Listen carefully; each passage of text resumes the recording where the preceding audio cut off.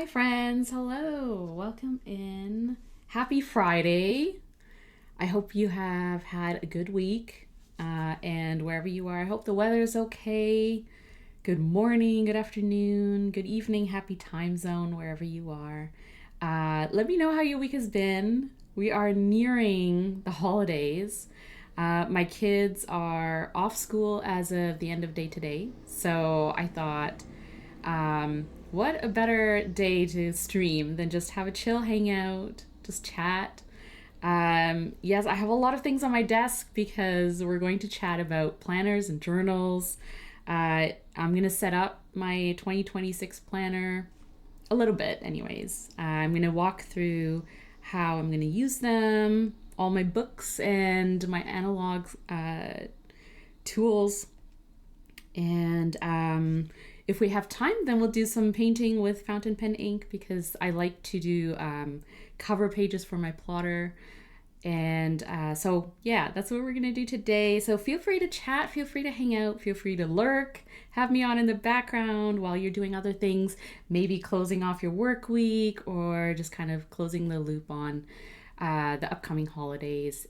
If you have time off, if you're traveling, let me know where you're going. And yeah, or if you're just kind of hanging out and waiting until the end of the year, I'm with you. I hear you. I can't wait for this year to be over. I feel like a lot of things have happened just in the general world, but also personally, I can't wait for this year to sort of be done and reflect on it and then move on to better, bigger, happier things. And who knows? 2026 could just be a continuation of this year, which it is what it is. But we are going to find joy. We're going to find just those moments where we can relax and play with our stationery, which always brings me happiness and keeps me mindful that, you know, in a world where a lot of things are happening, a lot of good things are also happening. So we are going to just chill today and have some fun. I'm just going to double check something. All right. I think we're good. Well, it says unstable, so let me know if something's happening with the stream. If you can hear me or if I'm breaking up or pausing or doing anything else, let me know.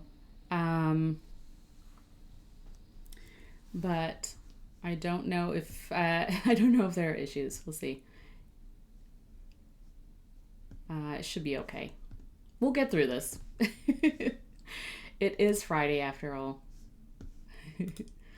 I see and hear you fine from my end. Thanks, Moonsprite. I'm so glad.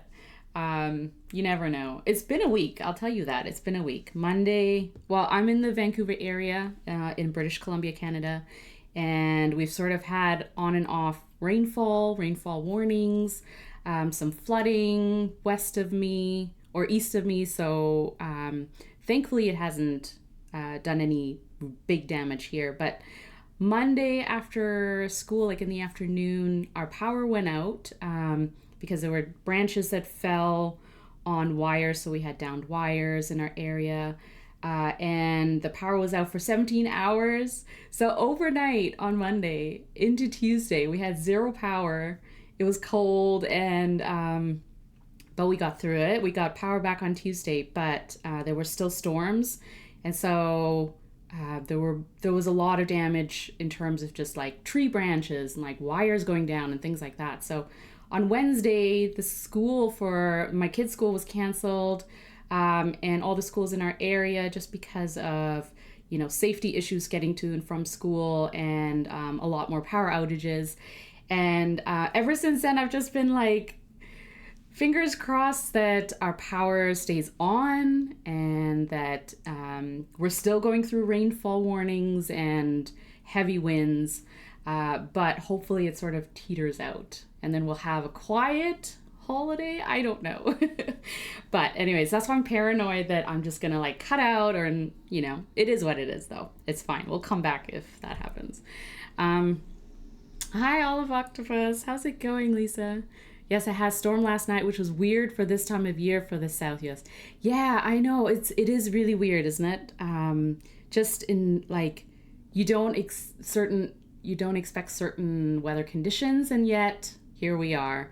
And it's also kind of warmer than normal, I guess.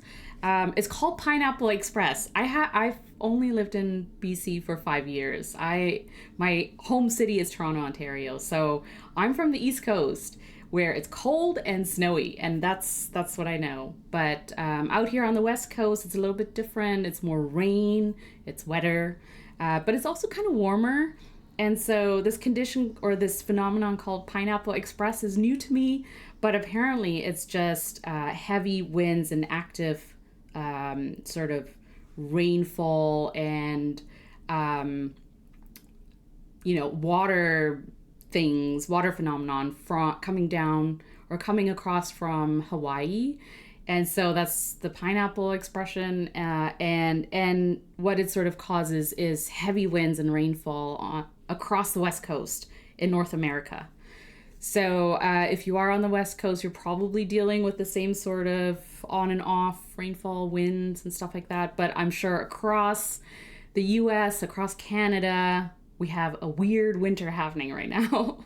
So yeah, I've heard quite a few things. Also lots of snow across multiple areas. So that's quite a week. Hope the worst is over. I know, right? This time of year is busy enough without all that nonsense. Yeah, I can't deal with like inconvenience at this time of year. Like let's go. Don't bring me bad weather. Yeah, it's just the inconvenience, I think. It's like, if you have power outages, hopefully you can hopefully you could get through it, right? Hopefully it's not that much of an inconvenience and stuff. But at the same time, it's kind of like now your routine is different, and now just getting to and from different places, work, school, whatever, just becomes that much harder. And we don't need that right now. We need a smooth end to the year. And that's what I'm hoping for all of us. But so yeah, that's why I couldn't stream on Wednesday. I really wanted to, but obviously the kids were around and things were happening, so I couldn't stream on Wednesday. But I did want to stream before, everyone gets busy with the holidays, including me. You kind of get wrapped up in just trying to get through different events and families and traditions and things like that, which is really nice. But also, it's like our mind is distracted. We're on to other things. We're doing things all the time. We're always busy. And hopefully, you can take some time to just unplug for a little bit, maybe escape from, stressful events or situations where you have to be always on. You have to be, doing small talk and having conversations and things like that. And a lot of times, if you're like me and you're kind of introverted in the way that you have to take some time to yourself during these busy days, do that, right? Take some time for yourself, breathe, and also take out your emotional support stationery, whatever that is. Could be your planners, your journals, could be, paintbrush and sketchbook, whatever. Take it out, take some time for yourself, and just play. That's my little reminder for all of us for the holidays, or the next few weeks, whatever that might mean for you. As we close off the year, I wanted to talk a little bit about the planners and journals that I've chosen to move into 2026 with. Some of them are continued from 2025. If you want to watch my lineup video on YouTube, I'll share the link so you have it. I'm not going to reenact it here because it was a lot. It was a lot to go through. But yeah, I went through all of my planners and journals for next year. The video before this one was actually a recap of my 2025 planners and journals. And it was like an hour long and it was filmed. So I edited down hours of footage. I think a couple of hours of footage down to like an hour because I was like, I cannot keep all this footage of me rambling on about my 2025 lineup. But if you're interested in that kind of thing, I love seeing and hearing what other people are using just because I'm a little curious about like just what people use to keep themselves organized and creative and stuff. So, and then also I'm kind of like, ooh, I wonder if that would work for me. So if you're like that, check it out. Yeah, hi Jacqueline. You're on a 3-stream streak. Awesome. Tuli, hi. Good afternoon. Pinecone pens. I have that on my playlist to watch later. Yay, awesome. You're excited to see it. I'm excited for you to watch it. But hopefully it's like, you know, hopefully it's helpful in some way. I don't know. Or interesting. I don't know. Yeah, save the link. Watch it later. It's something good to have on in the background. Like I usually just watch like a bunch of different videos from, you know, all kinds of people who like to use different tools. So I know that, you know, I'll see a variety of ways to use planners and journals. And I just put them on in the background while I'm doing journaling or, you know, setting up my planners and things like that. And I love sort of hearing in the background people just like talking about the books, the analog tools that keep them organized and how they use it. It's always interesting to see people use the same kind of books and sometimes the same systems and the way that they customize it to make sense in their situation, right? Like all of us have different situations, whether it be work, family, you know, all those kinds of things. And making planners and journals fit into your life and make them work for you specifically is really interesting. And it's very unique in that way. Like everyone using the same book is they're not going to use it the same way, right? So I always find that interesting. So hopefully that's interesting for you. Is that the wine from Me Plus? No, it's the Plotter square in purple. So this is actually a purple cover. I got it at the California Pen Show because it was a limited show cover. And I saw it in person, and April had it from Penguins Creative. So you can actually blame April for that because she was like, touch mine and feel mine. And I fell in love with it. So I had to get it. But this is going to be part of my 2026 planner lineup. So we'll go through that and then we'll do a little bit of setup and just kind of hang out that way. So I'm going through my planner pages again. We had a great monthly virtual meetup. Oh, awesome. Yeah. So my lineup for 2026, if I was to sort of condense it into my planners and journals, it would be 2 planners and 5 journals because I am more of a journaler, a documenter. I'm very nostalgic. I love documenting highlights over the years. I've been journaling ever since grade school when I wrote in my diaries, about things that were happening in school. So I've been consistently journaling and noting and writing things down. And I love referring back to things as well. So if I think back to that trip that I took to Tokyo in 2016, I can always take out my journal from that time. And I love sort of reading through what I did, what I ate, what I saw, those small moments, and reliving the memories. And so I love documenting just my life in general. And so after I had kids, I obviously started to include, little moments that my kids went through. So like any development, those big milestones. And I love looking back at that kind of stuff. I have a pretty bad memory. So for me, having that documented in some way helps me sort of remember those details that I think just kind of over time you start to lose touch with, just the sounds, the textures, the feel of things. And sometimes reading a description of an event or something that happened, and how I felt in that moment sort of brings all that back. And I love that nostalgia of it. So for planning, I only really need I say two planners, but it's kind of a one planning system. So my main planner is the Plotter A5. I call it my catch-all because it is large enough that this is sort of my home base. Everything is in here. It captures schedules, events, birthdays, anniversaries, things that are important, but also like nitty gritty sort of projects I'm working on, daily things I have to remember for my kids, things that are happening at their school, and stuff like that. So the good thing about a ring system like this is that it's up to you on how much you want it to carry.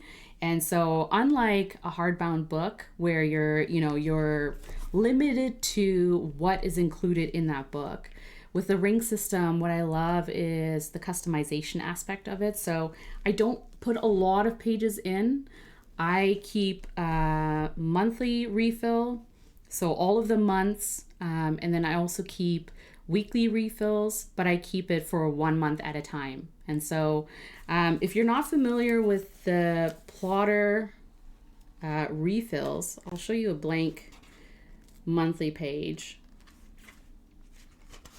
Let's see. So this is what the monthly looks like. Pretty straightforward, right? Like you get all of the days, which I actually like as well. I don't really like the stacked weekends, which sometimes you'll get with smaller sizes. But with the A5, you get all of the days because my weekends are super busy with my kids, doing things, going places. So I keep all of the months. And then for the weeklies, I don't know if I have a blank one. I'll show you this one. So for the weeklies, it's similar to like Hobonichi Weeks or other planners too, where they have the week view on one side, and then on the other side is just blank. So they do have a line that lines up with each day of the week, but I mean, you can disregard those lines if you want to, or you can kind of continue on, if you have more notes or tasks or things like that. For me personally, I love seeing a week at a glance. So the bird's eye view of what my week is going to look like in terms of schedules and events and things like that. So again, like I said, my memory is not the best. So if I can see things, it's a constant reminder of things that are coming up, and then I can plan my week accordingly. Do you use the A5 chart grid memo pad too? I use all of the refills, Julie. I use all of them. So, there are different ways that I sort of organize things. I use the blue. I love this grid because it's 4 quadrants. So you can separate out projects or have categories 4 at a time. I do love the chart grid, which is, I think this was from a pen show, I want to say either California or San Francisco, and it was part of a limited edition kind of memo pad because it had gold gilded edges, so that was kind of nice. But yeah, I have all of the memo pads just because I like experimenting with them and setting them up in different ways and seeing how that kind of works. And it keeps it interesting too in my plotter. What else? So this is what I was using this year as well in 2025. So in 2026, I'm just going to continue the system because this sits on my desk and it sits open to the current week. So every time I sort of walk by my desk or use my desk for tasks or projects, I can always glance at it, remember again, the things that are coming up, the things that I need to get done, have my priorities in order. And yeah, I don't really need to carry this anywhere. But I have in the past, like I have taken this to pen shows because I like to sort of print out, like maps and things like that and have them in here. But like I said, you can take out pages that you don't need, make it lighter, make it more efficient. And so that's what I'm using. The second thing I use along with this, because it's so big, it is A5, so it depends on how you feel A5 is portable to you, I guess. But for me, I like to have an everyday carry or just a sort of planning system that I can carry around with me, throw to my purse, have it on me. Kind of like emotional support, just to know it's there. So if I ever need to if I have, some time I'm waiting for something, I can always pull this out and do like a little bit of planning or journaling or whatever, note taking and stuff. And so as of July, I was using the Traveler's Notebook in passport size. I have a weekly horizontal insert in here. I don't know if there's any blank pages, but you know what the horizontal looks like. And then I have a blank insert for journaling and just like capturing thoughts and stuff. And then I made a little book using unused grid paper from a sterling ink planner that I used in last year or the year before. And I had a bunch of blank pages left over in that planner, and it's actually really good paper. The Tomoe River Sanzen that was behaving. And so I cut that out and I just threw a cardstock from TheCoffeeMonsterzCo around it. And that kind of, works as like an insert that you throw into your traveler's notebook. And I was using that as just a daily task breakdown kind of thing. So on days where it's really busy, I just like quickly jot down the things that are priorities, things that I need to get done and stuff. And I like seeing things broken down into manageable steps. Because if I see one line that sort of has like, get this thing done, get this YouTube video out, I like to see the breakdown of it. Like I have to do a thumbnail and I have to edit this and I have to do that. And so I like seeing that. And obviously it kind of feels good when you're like checking things off too, right? You get a little dopamine hit there. Gilded edges needs to be a permanent feature with plotter page. I kind of like gilded edges too. I have to admit, I wasn't a super fan of gilded edges, but I got a sterling ink B6 notebook or planner a few years ago, like when they first sort of launched their common planner. And I got one and I was like, oh, I don't know how I'm going to feel about this. But not only did I love the B6 size, but I also fell in love with gilded edges. And it's just like an extra little added touch of, like, I don't need everything with that, right? But once in a while, you go through a page and you're like, oh, it has gold edges. It's so fancy. So yeah, I kind of like that as like a special thing. Especially if it's like limited edition, limited edition or limited event type notebook. Hi, Bye Apple Tater. How's it going? Welcome. I hope you're having a good Friday and that your week went okay. We're just talking about 2026 planners and journals. Feel free to throw in what you're excited to use next year, or something you've been using this year that you're continuing and that you really enjoy. But actually continued from my planner and my traveler's notebook passport. I've actually just decided to use, another traveler's notebook passport. I've had this for a long time.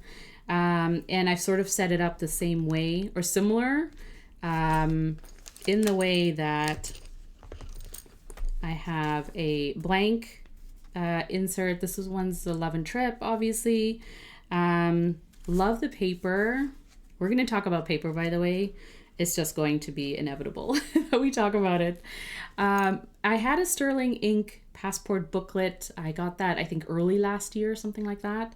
but I never ended up using it for anything. And so I decided to set up weekly pages in here. So you can see it's set up for January to June, so half a year.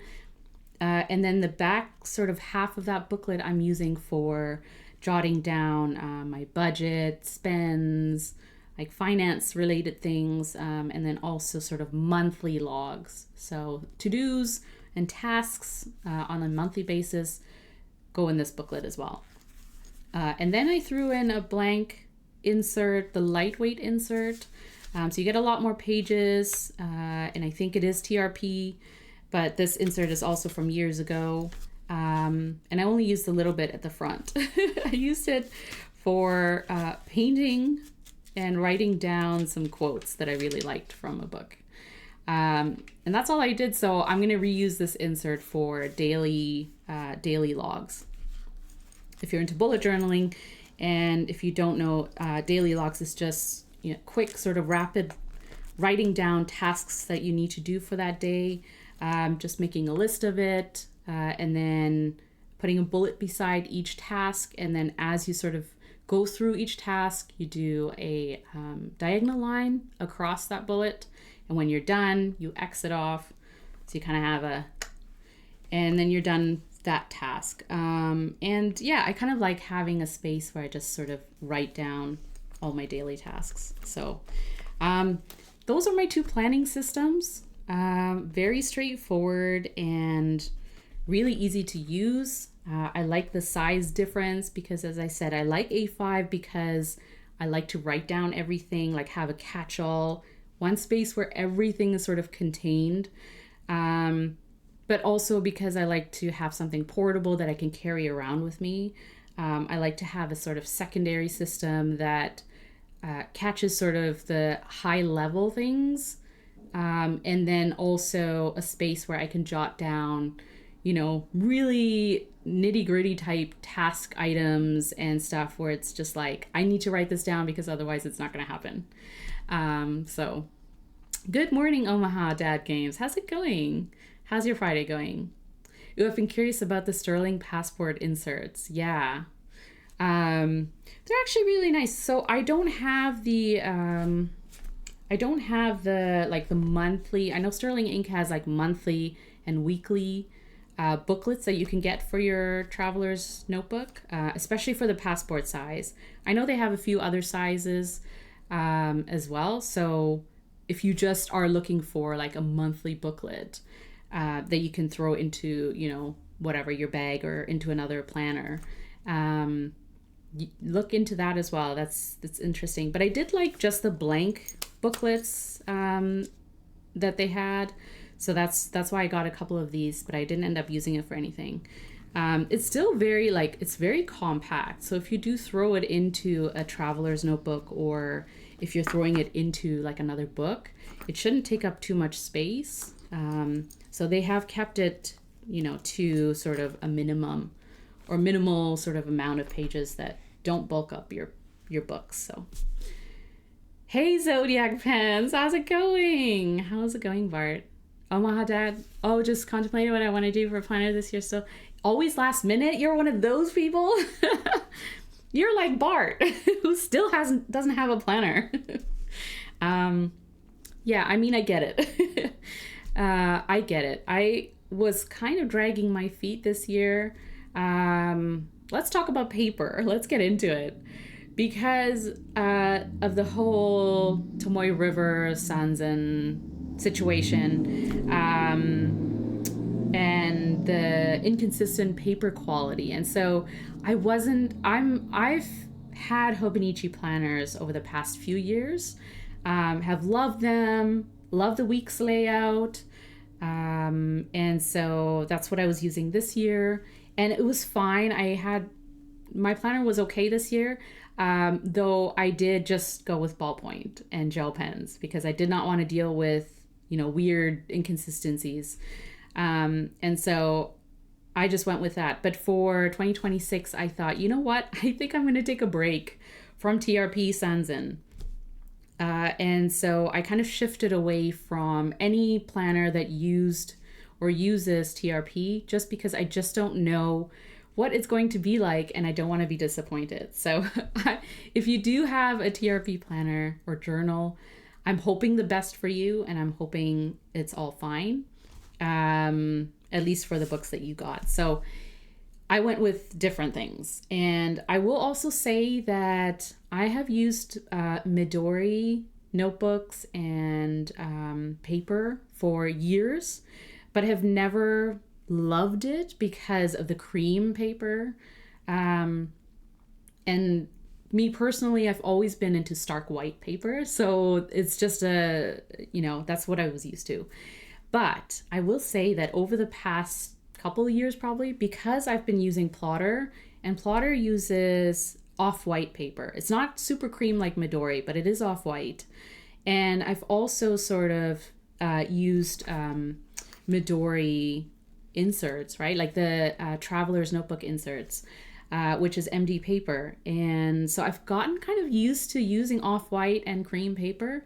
And I have to say, I kind of love it now. So I personally have, I'm going more down the route of like Midori, cream paper, thicker paper maybe. I don't think I need super thin paper. 52 GSM is nice, but I think if you can see if you can see ink on the next page, I'm not a fan of that. So needs spiral bound notebook paper planner. Yeah, right. You use what you have, and I like that. So I have a plan for a planner, Olive Octopus. Tell us more. I still have this hardback 2026 Ink and Volt that I'm not going to use. We'll consider all serious offers. That's good to know. So anyone who's interested, that paper from Panatic should be fun. Yes. Yeah, I won the giveaway for, I forget what the paper is called now. Something natural. But yeah, I'm actually kind of excited for that. And speaking of trying out different kinds of papers, I decided to get a Hemlock and Oak notebook this year when they announced that they had been working with a paper company to sort of formulate their own paper. And they wanted to base it on fountain pen friendly paper that would sort of, you could use fountain pens on it if you wanted to. And then they can, make planners and notebooks out of that paper. And so when they announced that, I thought, that's super interesting. And so they formulated this kind of paper and call it the Archivist paper. And it's 70 GSM, so similar probably to 68 GSM that like Take a Note or other sort of companies use as well. A little bit thicker than the 52 GSM TRP. So I ended up getting a notebook from them, and I tested out the paper, and I actually really enjoy it. I think it's really great. And so I do have a YouTube video on testing it in real time. So if you like to watch that kind of thing, then take a look. But it really did sort of impress me in the way that this was, formulated based on feedback they were getting and what people wanted to see in terms of a fountain pen friendly planner. And so I really enjoyed that. And they kindly gifted me a planner for next year. It's an undated one, and it's a weekly and daily. And so they asked if I wanted to try it, and I was like, yeah. So I will be setting this up for 2026 as a memory keeper, or sort of capturing highlights of the week, things that I'm doing in the week and on a daily basis as well. And and kind of seeing what the paper is like. I am going to use fountain pens in here. So I also did a test of this paper, or of this book, same paper, Archivist, 70 GSM. And I didn't find any issues that, had a red flag for me. And I used like a Sailor Fude de Manin. So you can see, I also used pigment inks, Platinum Chokuro. I had Carbon Black in my 3776. I used a signature nib, so stubbier, sort of broader nib. And then I also did a little bit of painting with fountain pen ink and watercolor paint as well. So both of these, great. And while if you're going to paint in your planners, just know that it is going to warp your paper a little bit, which, you know, any notebook handles it that way, but totally fine. The only thing that I flagged in my video about the tools that I used on this type of paper is that it was a little scratchy for glass dip pen. It didn't feel smooth because it is uncoated paper, which is very, very interesting. So while it feels smooth, it's not as smooth as like a coated paper would feel. And so I didn't really enjoy using my glass tip pen, and I also didn't really enjoy using a Kakimori nib. My Kakimori stainless steel nib, which I use to swatch or draw with sometimes, it just felt a little bit scratchy, and not in the like feedback kind of way. In the like, I hope I'm not ruining the paper. I hope I'm not damaging it. But it was fine. And I'm, you know, and it was just a test. So I'm willing to continue trying it out to see if it was just kind of a one-off experience or, you know, what kind of happened there. So I should also mention Hemlock Oak is a Canadian company. They are based in Vancouver, a small shop. And yeah, they make these sort of really classy, very pretty, environmentally friendly. All of their products are, their number one focus is environmentally friendly, you know, ways of making them. So it's very, very cool and very interesting to kind of see a planner company focus on that, and to, you know, think about sustainability and things like that. And so, yeah, that was interesting, and I'm very much looking forward to setting this up and trying it out. Yes, my experience as well with Filofax. Yeah, and Filofax has white paper refills, but also cream, right? And I find that really cool. So depending on, you know, what your preference is in terms of color of paper, I have used Filofax inserts, and yeah, their paper is fine too, I think. I'm 100% on board with water, yeah. Unless I locate FF old refills from the 1980s. I'm going to print a layout mostly like the Weeks in an A5 slim size for my TGS Rotorfaden, but I have been busy and haven't done, yeah. But that is super cool, very interesting, Olive Octopus, because I do really like the Weeks layout. And the A5 Slim is a very interesting size. Like, you do get, you know, the height of the A5, which is a great size. It's just like portability-wise, you know. But yeah, making it slim and throwing it in your Rotorfaden is a great idea. So I'm interested in seeing that when you do get down to doing it. I want to see it. Is the ink feathering during the experience? It's not. And Thule, are you talking about when I write in this book? Because it's not. I had nothing to complain about, which, you know, as a fountain pen user, we have a lot to complain about sometimes. And I focused a lot on the experience of writing on the paper, because the one thing about TRP Sanzen, especially for 2025 paper, is that I just felt the experience of writing on it was not as enjoyable as I was expecting it to be. And sometimes that's hard to quantify. Like, it's hard to sort of pinpoint what it is exactly, especially like I don't know a lot about paper making. I don't know a lot about the chemistry of paper. I just know good, bad. But I know qualities of like feathering and bleed through and ghosting and things like that. But those are sort of things you can see, right? A lot of times for me, especially when I'm writing, it's a lot about the things I can feel. And so as I was writing on TRP this year, I just felt like there was something off.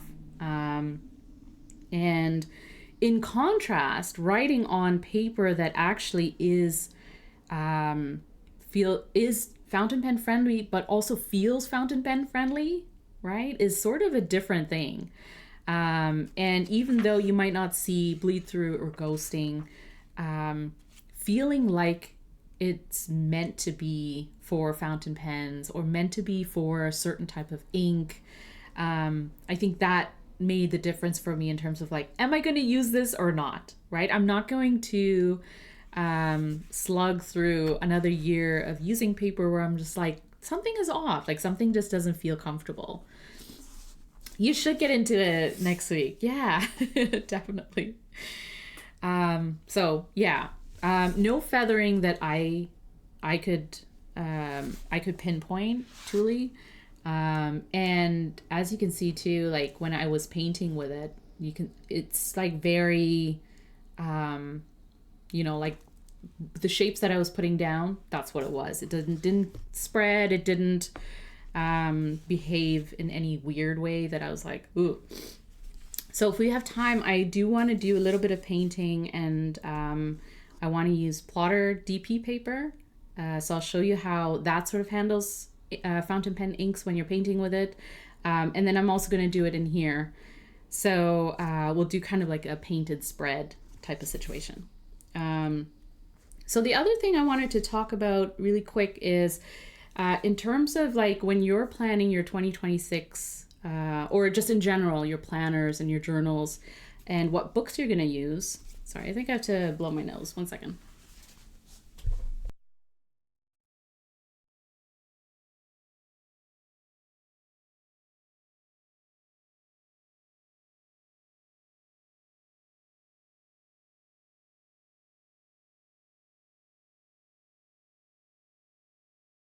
Okay, yeah.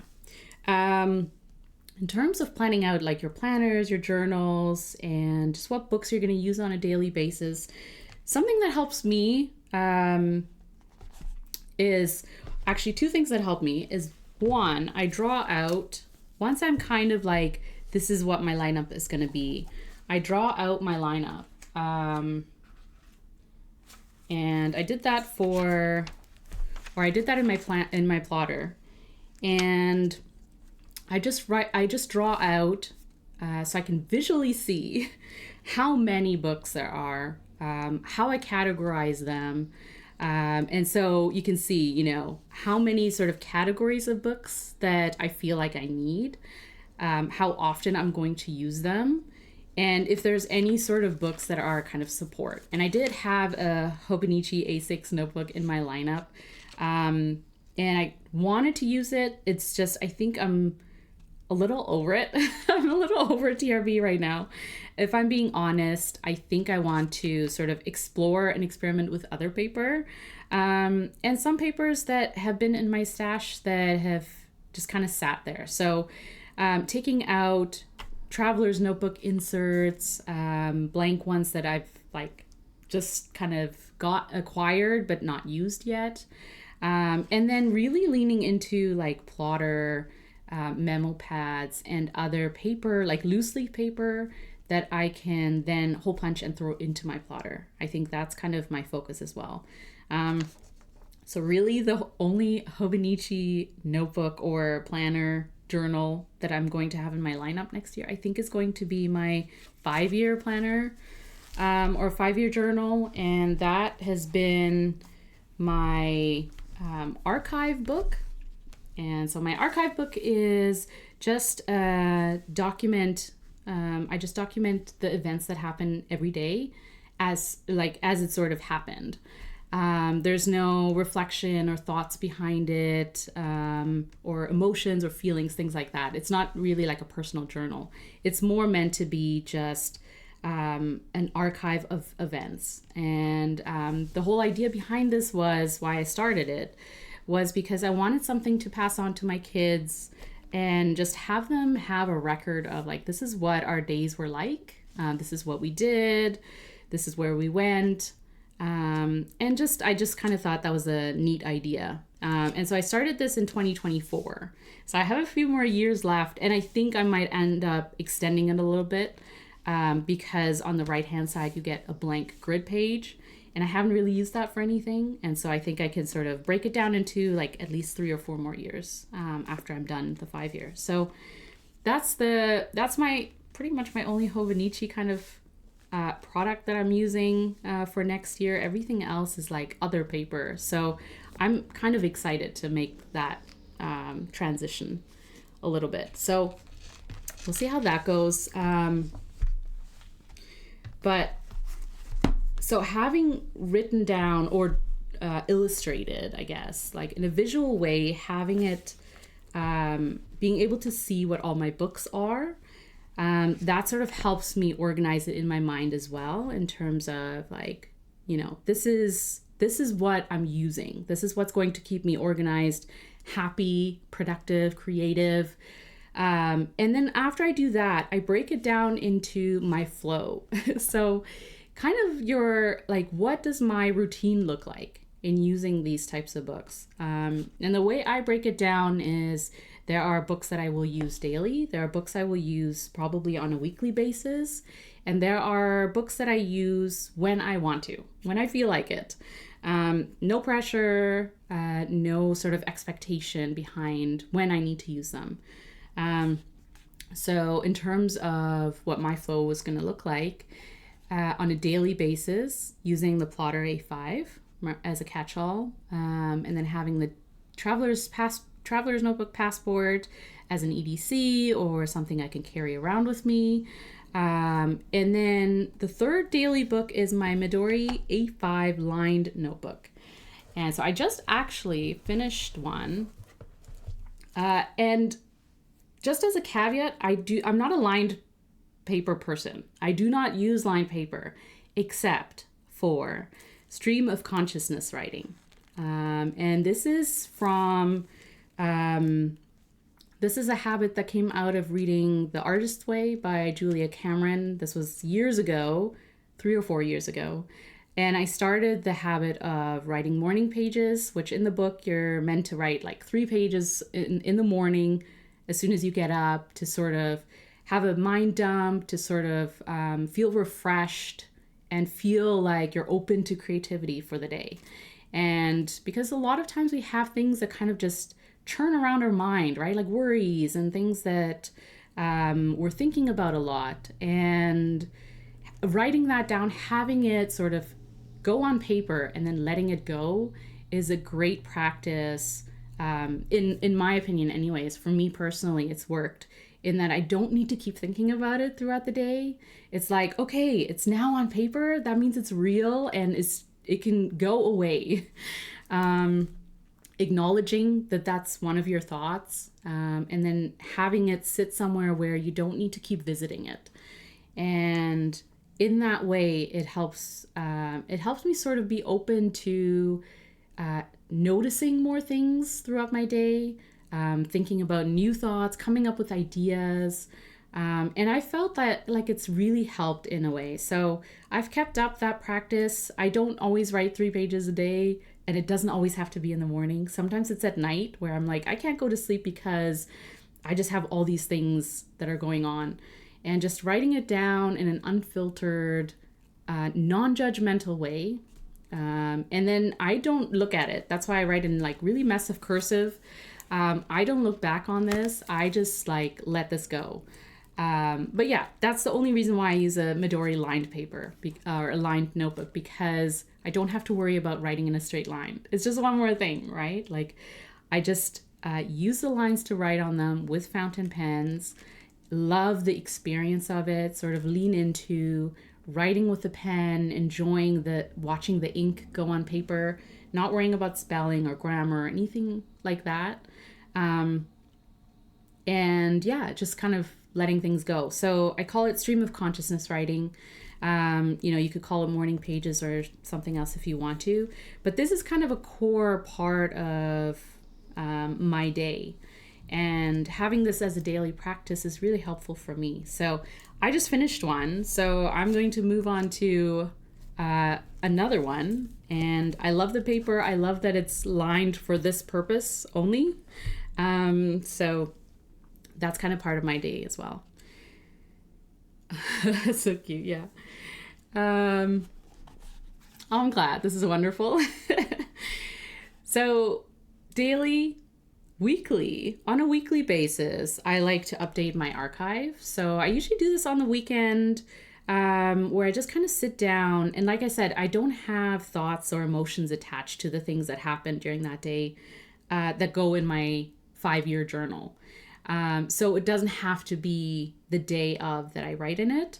But what I do is I have I rapid log journal in my everyday carry. So in my TN passport, in the daily pages, usually what I do is throughout the day as things happen, I just sort of jot down really quickly what happened. And it's a great way of capturing events that sometimes you forget about, like little things where it's like, someone said this or someone reminded you, like there's a reminder, or, think about this later kind of situation. Like, I don't need to think about it now, but think about it later. And then also like a rapid log journal kind of thing. So as I sort of see things or encounter things throughout the day that may or may not be significant, I just write it down. And then at the end of the day, sometimes at the end of the week, sometimes I sort of reflect, sift through these random sort of moments, and then I decide whether or not it sort of goes into another book. So sometimes it goes into the archive, especially if it's family related or some sort of highlight for that day, something I want to remember for sure. And then sometimes I'll put it somewhere else, a reference. Can go in my plotter as a task for the future, a future task, or an idea that I want to sort of noodle over at another time. So when those moments occur, I usually just rapid log them. And then on a weekly basis, I kind of sift through that kind of information. So it'll go in my 5-year archive sometimes. And then for 2026, this is where the Hemlock and Oak undated planner is going to come in handy, is having this as a space for memory keeping. And for me, memory keeping is noting down highlights and things that sort of make up the year. If I look back on the year and I think, like, what are the things that happened that affected each day, affected the week, that stood out to me, those are the memories that I want to hold on to. And I like to have a book, a planner, a journal that is my memory keeper in the way that I use stickers, I use washi tape, I use all of the accessories, all of the kind of fun, visual things that we like to hoard sometimes go into my memory keeper. And this year I used a Hobonichi Weeks for that. And literally just, when things happen, I use stickers from TheCoffeeMonsterzCo mostly, but other sticker companies as well, to sort of describe the feeling or the event, and washi tapes, and kind of make it like a fun space. And I don't really use stickers and washi tapes and things in my planners because they're very much functional. So I don't like to spend too much time setting up my planner pages to be aesthetic. They're more like personal. I just need to look at something and be able to see what needs to get done. It's more a functional, organizational space. But my memory keeper is a space where I can take out all of the stickers that I want and I can use all of the fun things. And so I kind of like having that as a ritual that I do on the weekends, where I have a little bit of time and I'm usually watching someone stream or a video or something, have that on, and then go through the weekly events and pick out the things that I want to highlight for that week. And so that's what the Hemlock and Oak is going to be in that way.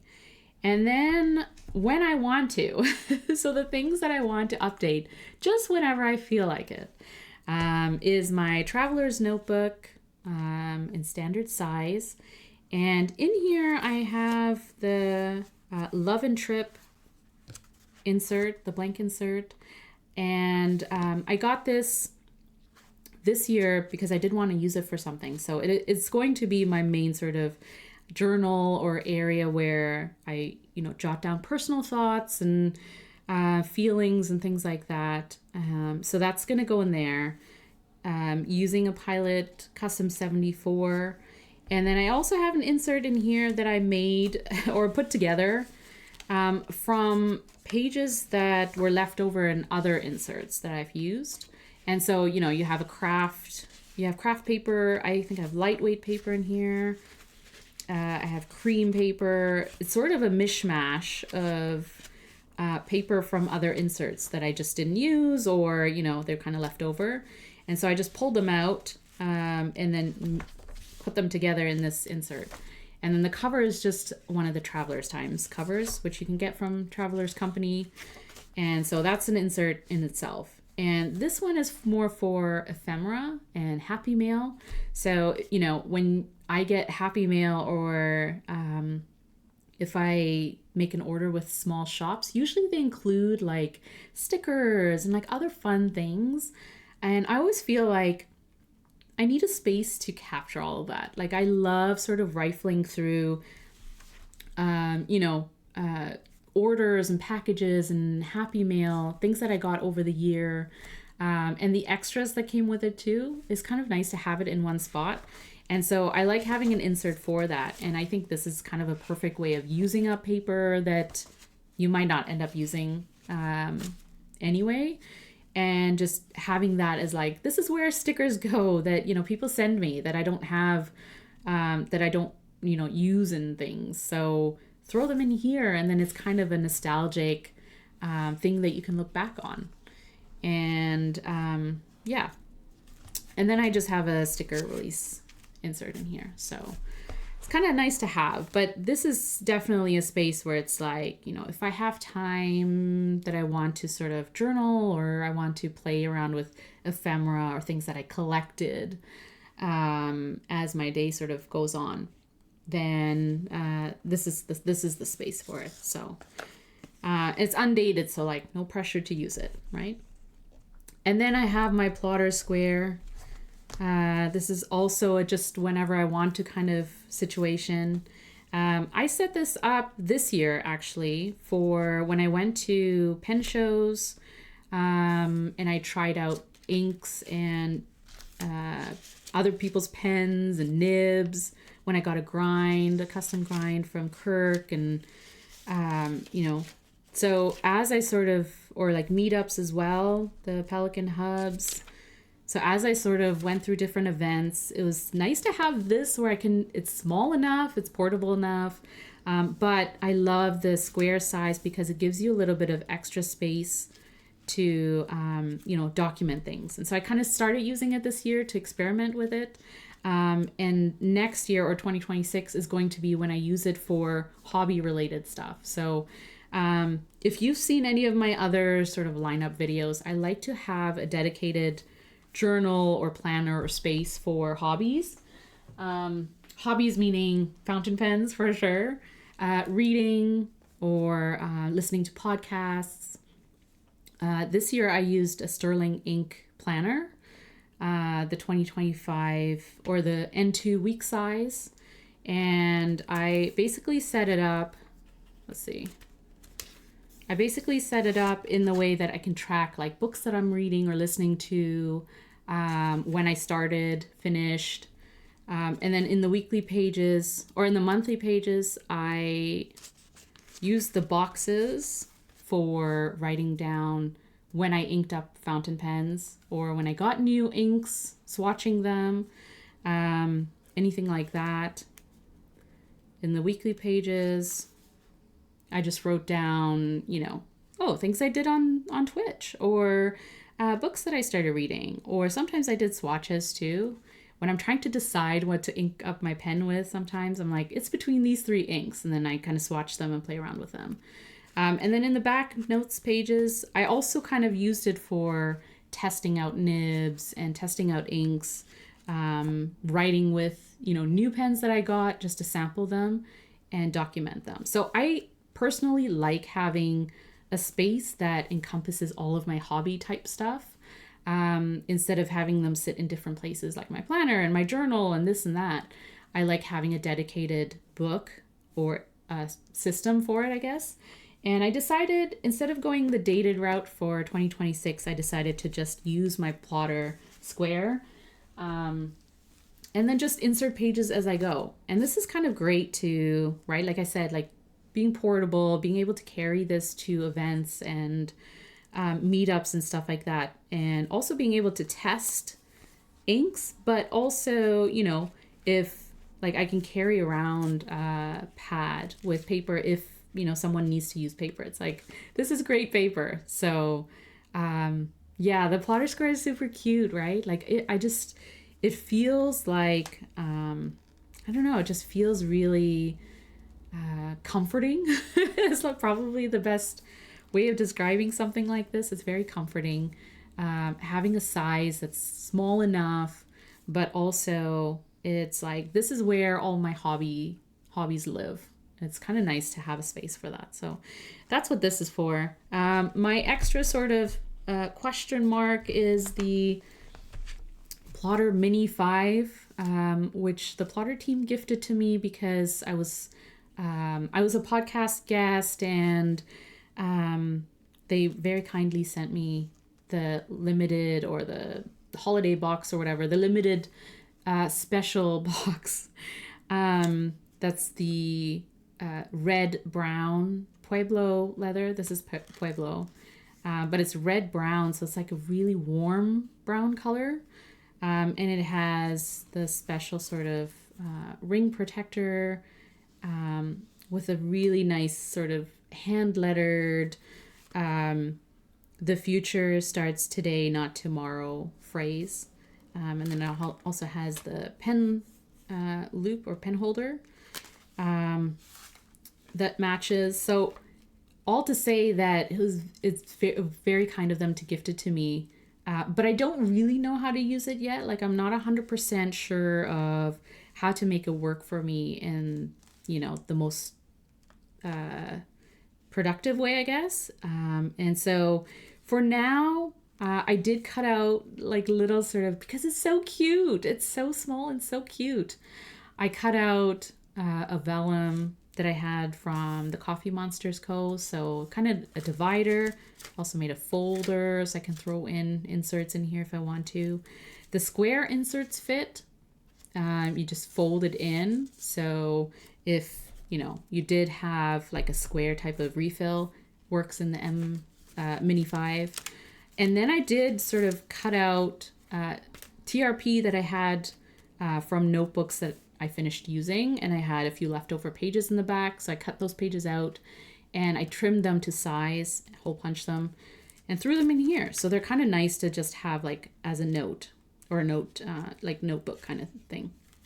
What I'm testing it for right now is, because I got the monthly diary refill at the SF Pen Show, and my plan had been to throw it into my square and just have it there as sort of like when I read books, or when I get new fountain pens or inks, things like that.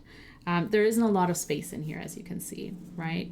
But now that I have the Mini 5, I threw them in here, and I thought maybe I could use it as a tracker in general, or for hobbies related things. And then I can always, once I'm done with this, I can always throw them into my square for reference, or so those are just like thoughts that are noodling around in my head, just in like how I can have fun with it, but also use it in a way that makes sense. I cut out a sticker release sheet. So this is a sticker paper, and I threw some of the TheCoffeeMonsterzCo tiny icons on here. They are super tiny, but these are hobby related ones that I got. And so you got the books, you got fountain pen, you got ink bottles, you got the fountain pen, TV. So if you're like watching, listening, writing, you know, talking or whatever, presenting, things like that. So I threw those in here because I was kind of testing out, like when I get, you know, a new ink or a new pen or something like that, maybe just kind of having, like highlighting it in here, having it there. Good stickers, right? Really, really cute. So cute. Yeah, does it need to be for productivity or just be, right? And not necessarily productivity. That's probably not the word. The word is probably just like, how do I have fun with this, but also use it in a way that makes sense? Like, if I'm not reaching for it, then I'm just going to forget about it, right? So how do I use it in a way that I am going to reach for it or carry it around with me, or, you know, have it in a spot where it's like, oh, you know, yeah, let me jot this down, and this is the place I do it in. And that's kind of what I'm talking about when I talk about flow or routine or your rituals, is how do you make your planners and journals make sense and fit into your life routine, so that you're reaching for them. Because if you're not reaching for them and they're just sitting there, then, you know, like, what is the point of having them, right? And so for me, it's making sense of, this is how I use them in some sort of way. It doesn't have to be all the time or daily, for sure. There's no way I could use all these books on a daily basis. But they do kind of fluctuate. Like, sometimes I'll use, you know, 4 books. Sometimes I'll use more. Sometimes I'll do less. When it's really busy, I literally am just carrying around my TN passport, especially when my kids are off school.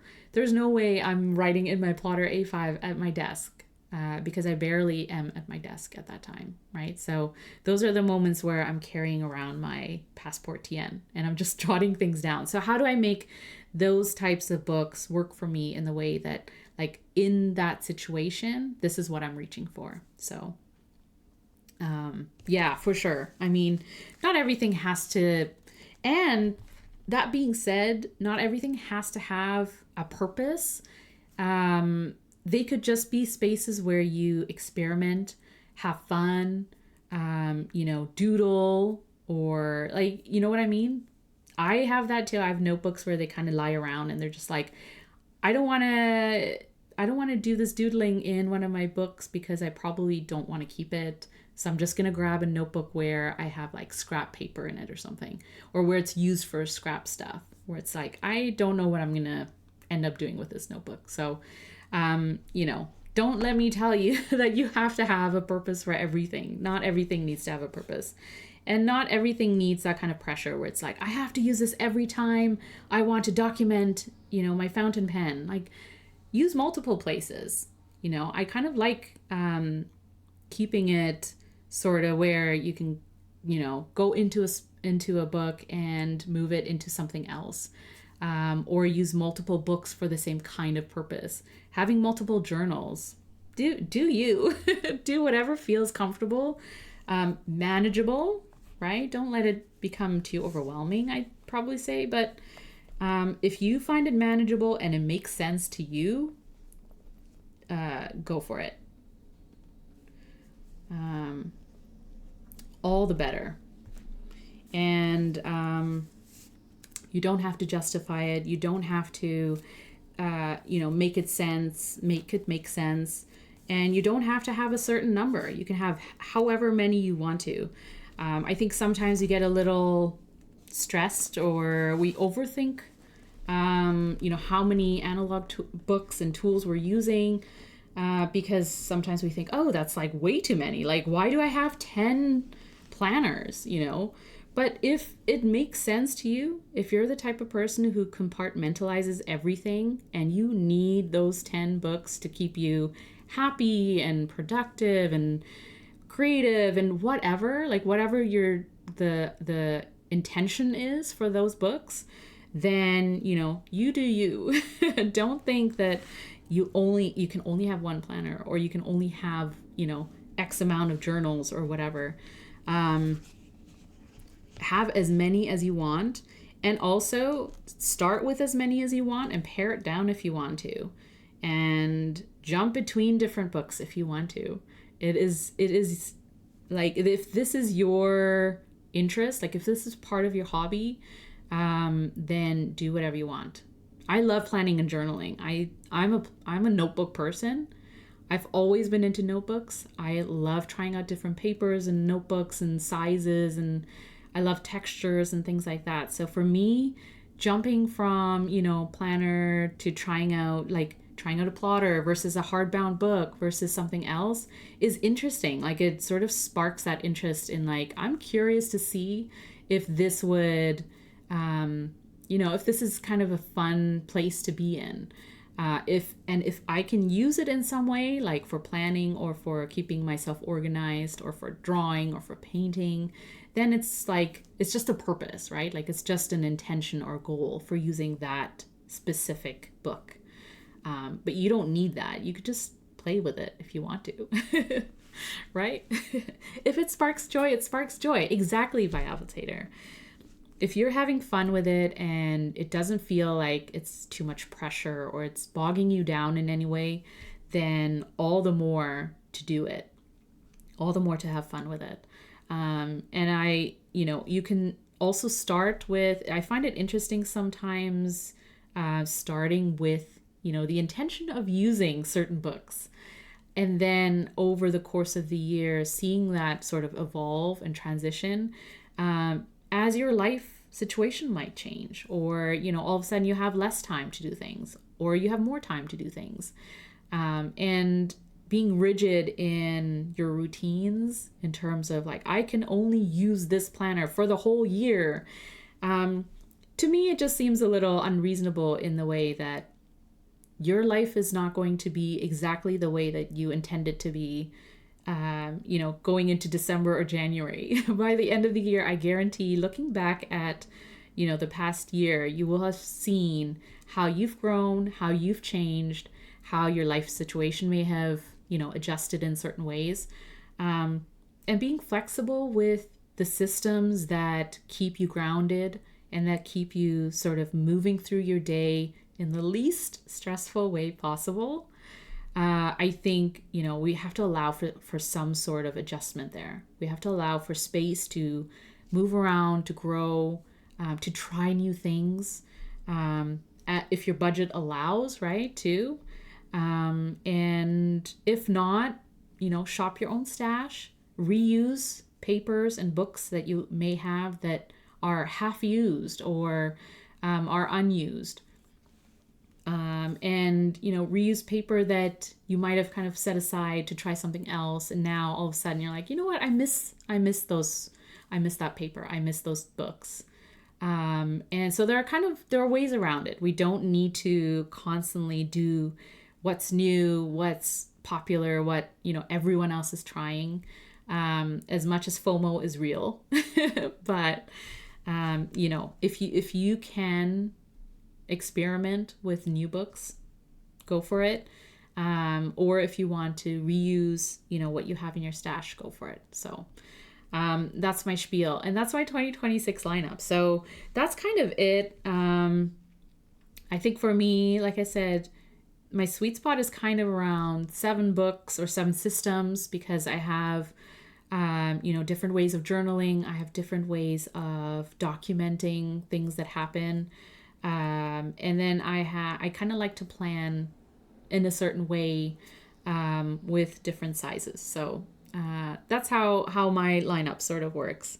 And as much as I would love to call it an ecosystem, I'm not cool enough to call it an ecosystem. So it really is just a lineup or a stack of books that kind of move in and out of. So then I also have, so I did kind of this, for 2026, I realized that I've moved away from having a lot of dated books to more undated. So, whether it's TN inserts or whether it's like an undated planner or,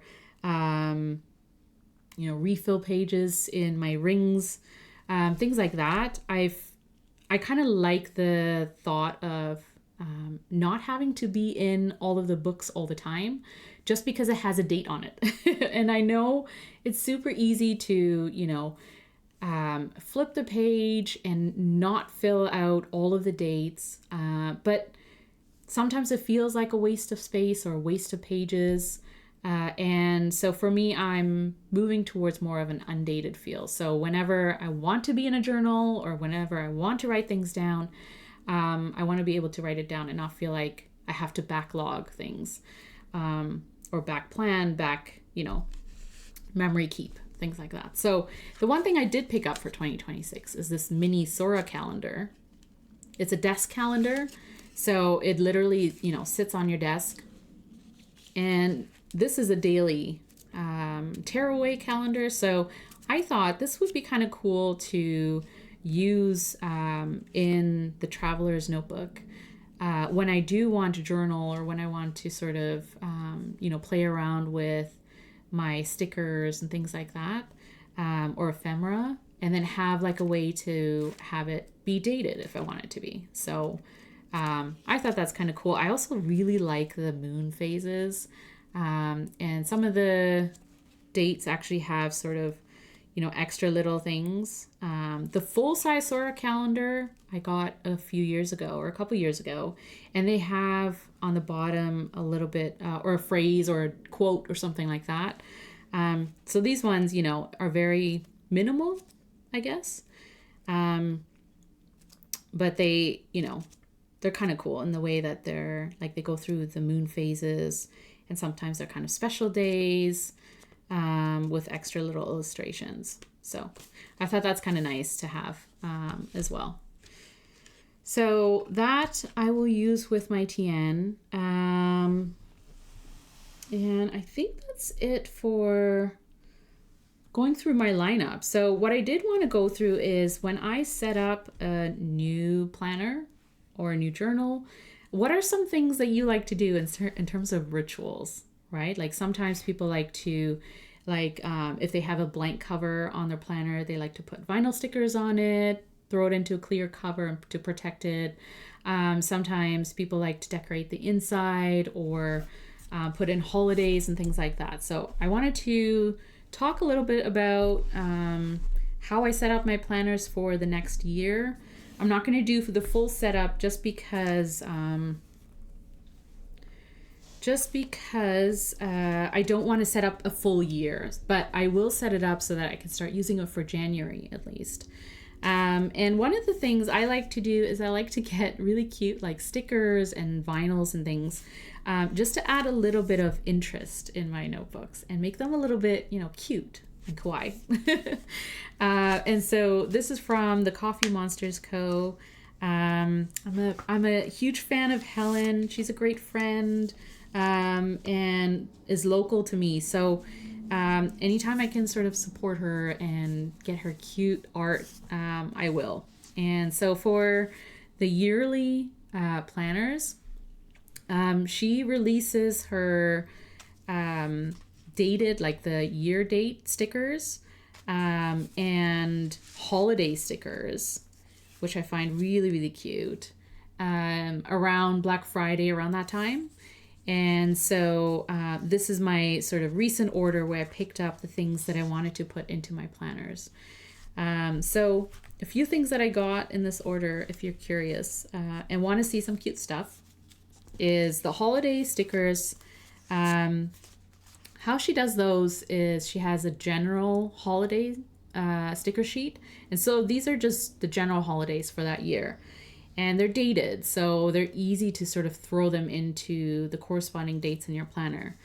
Then she has, which is a lot of work on her part, but it's very much appreciated, I think, is she has specific holidays related to where you are, or your religion, or what you may commemorate, and she breaks them all down, so you can sort of go through and see what pertains to you and your life. And so I picked obviously the one that's for Canada. So these are the extra holidays that we get here in Canada, or are specific to Canada, I guess. And here, they sort of you have the holiday down written down, but you also have doodles. So it's kind of duplicated in that way. So what I usually do is I throw one set into a planner, and then the other set I throw into like my memory keeper or something, where again, I kind of play with stickers. And then the other version you can get is just a doodles. So this is general holidays, but it's just the doodles. So I like this too, because it's like, if you're throwing it into a memory keeper, or if you have a small space, a small planner or journal, and you don't want to sort of have the holidays written out and stuff, this is kind of a great way of just throwing it onto the day and have it decorated that way. The other thing I got is these really cute fountain pen weeklies. And so these are all the weeks, obviously, in a year. And what I want to do with this is use it in my traveler's notebook. That's undated. It's just an insert. So when I do my weekly log, or sort of a high level list of the tasks that I want to get done for the week, I thought it's kind of cute to just throw in like a weekly header. So whatever week that's in. So that's really cool. And then she has different sheets for the yearly stickers. So, you can get different colorways and different colors, I guess, for the stickers. And so I just went with the pink, really light pink, which is really nice. It's a soft pink. And then I got a blue, I guess it's called Sky. So it's kind of a blue colorway. And they're shiny and fun. And usually what I do with these stickers is I throw them onto a cover, or the inside cover of a planner or something like that. So you can use it for undated books, or you can use it for dated as well, and just throw them on the inside. Then the other sticker sheet I got, or one of the other ones, is chapters of the year. I really like this idea where it's like chapter 1 is January, obviously, into December. And these are kind of great for your monthly spreads. So I want to use this for my Hemlock and Oak, which is undated. So I want to use those in my monthly pages. Then, what else did I get? Then I just got a few sort of regular sticker sheets. Colorful work desk. And then party time, which is really cute, like for birthday parties and stuff. And then Helen has these really cool, what's it called? Pass it on sort of thing, where if you're making an order, you can order this special sticker sheet that they will then include in the next person's order, as kind of like just like passing on the, happiness or whatever. And so someone, included that sticker sheet in their order, and so I got it, which is really, really cute. I love that idea, and I love passing on, just a surprise happiness to someone else. And then every time you make an order with the TheCoffeeMonsterzCo, you get a cute little monthly sampler sticker sheet.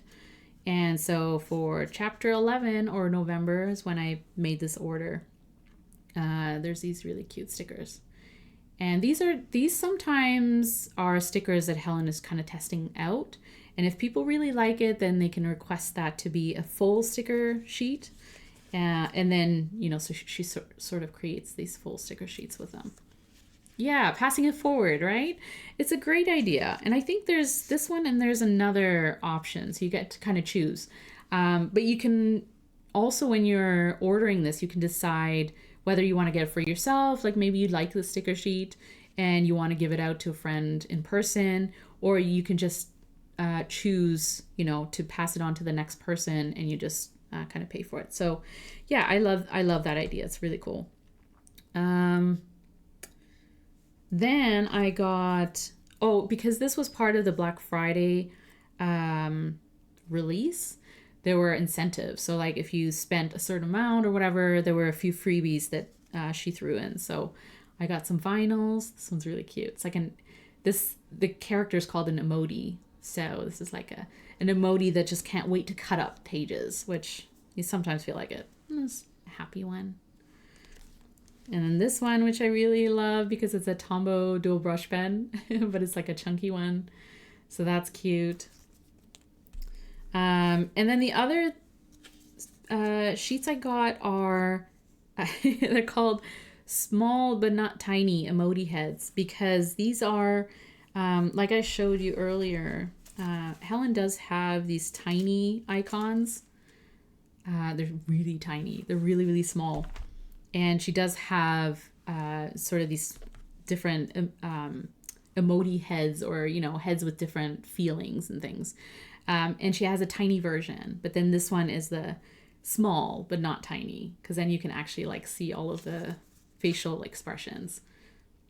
So we have this one. We have this one. I like that one where you're just like, I am over this day. Just had enough. This one.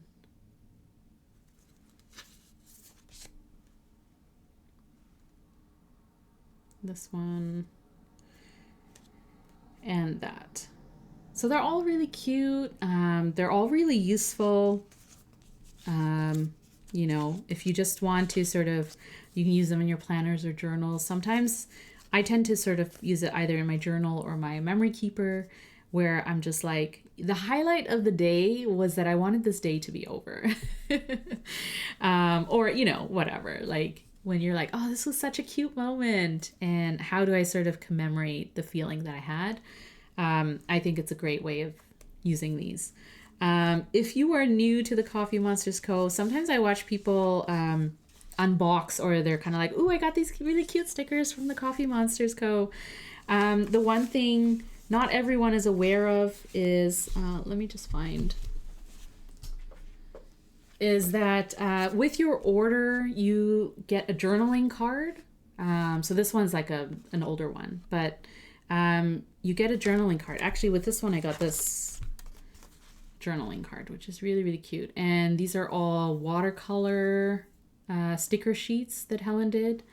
And they're really, so it's really cool because you can throw this in as a bookmark, but they are useful in the way that you can collect these coffee beans that are on sticker sheets.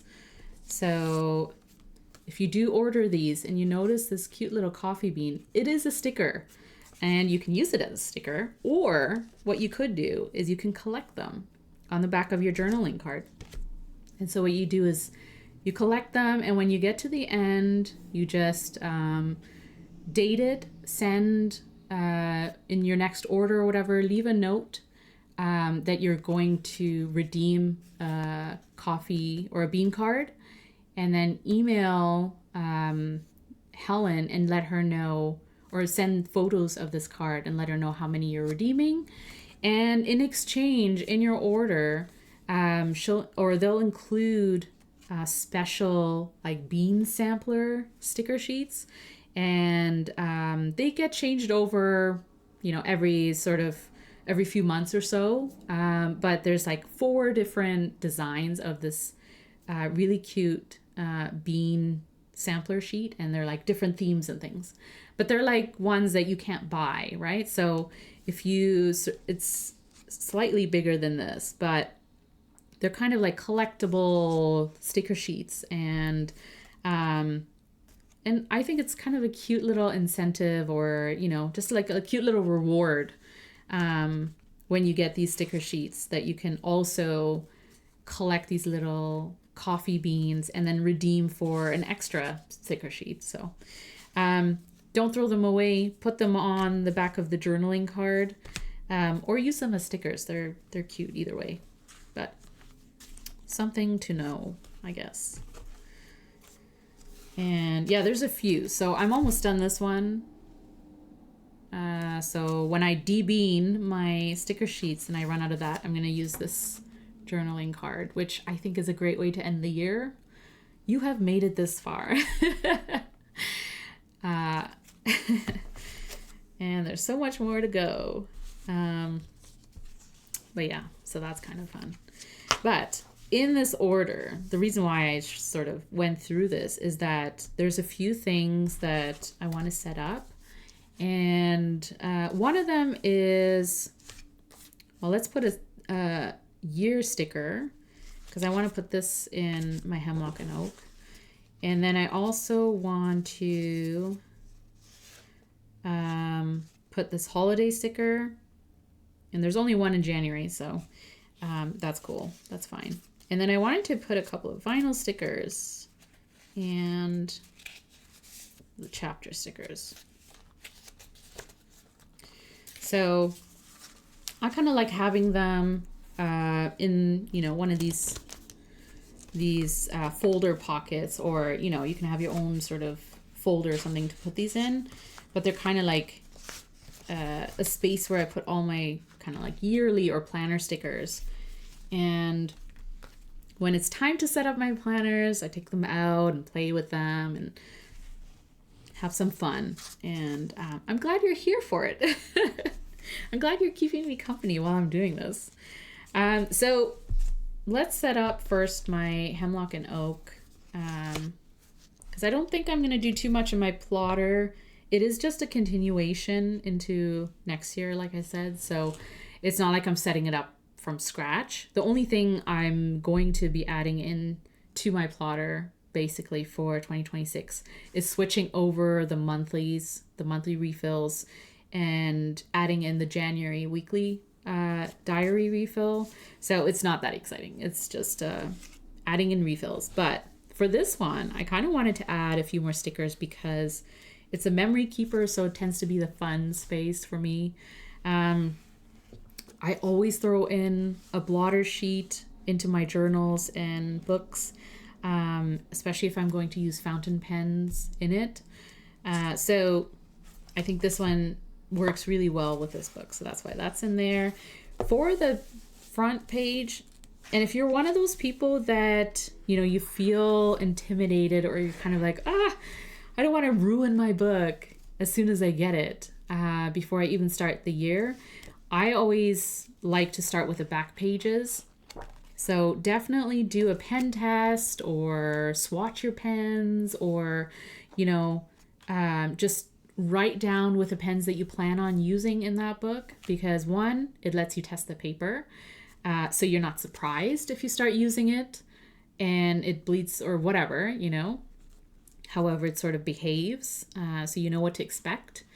And the second thing also, it sort of breaks in your book, so that, for me at least, it's kind of that, you know, mindset of like, I've used it, I can now sort of do whatever I want with it. And then the third thing, probably not a lot of people mention this, but when you do get a new book, especially if it's hardbound, remember to break it in. So break in the spine by just kind of going through every few pages, and then just kind of gently running your finger up and down the spine, I guess, because you want it to, it's crisp, it's fresh, it's new, it's just been bound. It hasn't been used yet.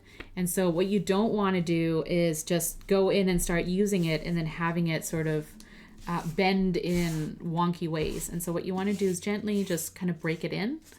And the easiest way is to sort of bend it a little bit, make it a little bit more flexible than what it is when it comes right out of the cover.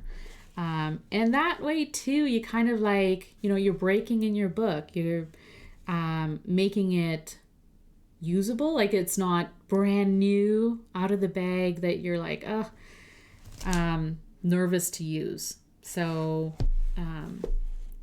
get acquainted with your book. Go through every few pages and just kind of, you know, run your finger down until it feels comfortable, especially if it's a book that's meant to lay flat. It should lay flat.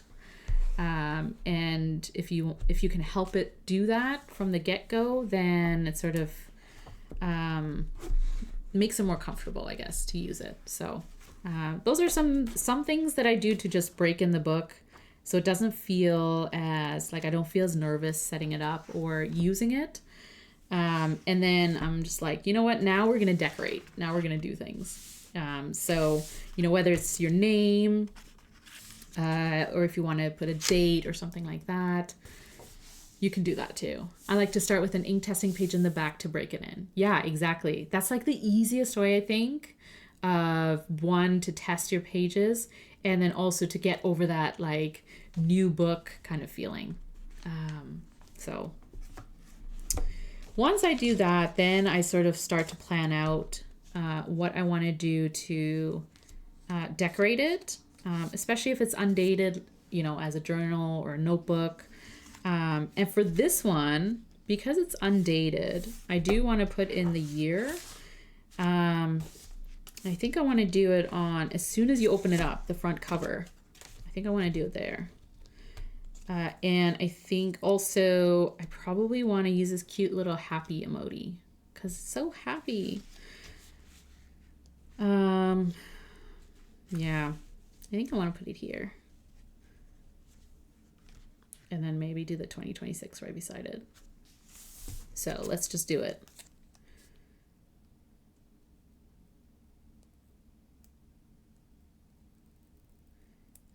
And depending on your book too, like this one doesn't have a folder or anything to throw in loose pages.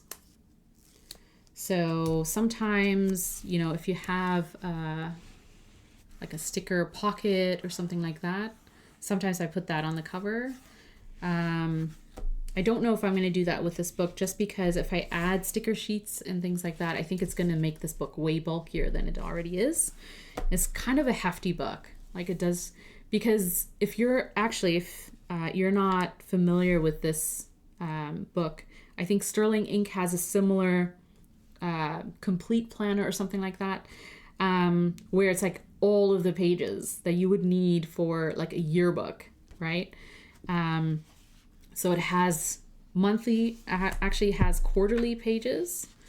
So you have a quarterly view for planning or documenting, then monthly pages. And because this is undated, it's not, it doesn't have months on it, but it has enough pages that you can have all of the months and they're all together in the first section. Then there are all of the weeks. So again, they're undated, so you can date them, but all of the weeks together. And then 368, I think, daily pages. And it's just a very minimal design. You know, easy to sort of ignore things if you don't use them. The weeklies in this one are vertical. So if you're into time blocking or being, you know, wanting to see your schedule layout in a weekly view, then this is useful for that. Yeah, and on the monthly pages too, you have a column here for your monthly log or your tasks for that month. And I like this about the Hemlock and Oak planner, even though I don't use all of the pages. But if you are the type of person that likes prompts, they do have pages at the front of the planner for like if you're setting up intentions for the year, goals, you know, personal values, reflection pages. They sort of work through it. So you could set like habit trackers up and have that all at the front of the book so that throughout the year you can revisit these pages and update them as you go or use them on a monthly basis. So here's like habit planning. So I know people who like to sort of see that up front. They like to set aside some time on a monthly basis to go through what worked for the month, what didn't. And so they have that at the end and beginning of the month as well. So they have monthly review, monthly overview.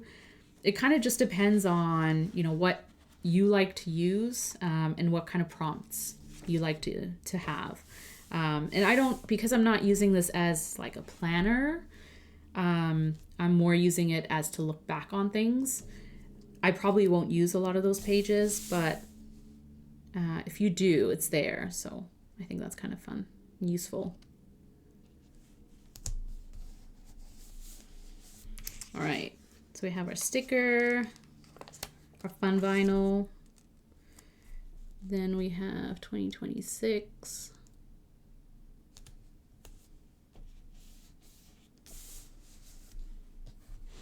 Boom, done. Then, well, I really like this, so I'm going to put this here. There.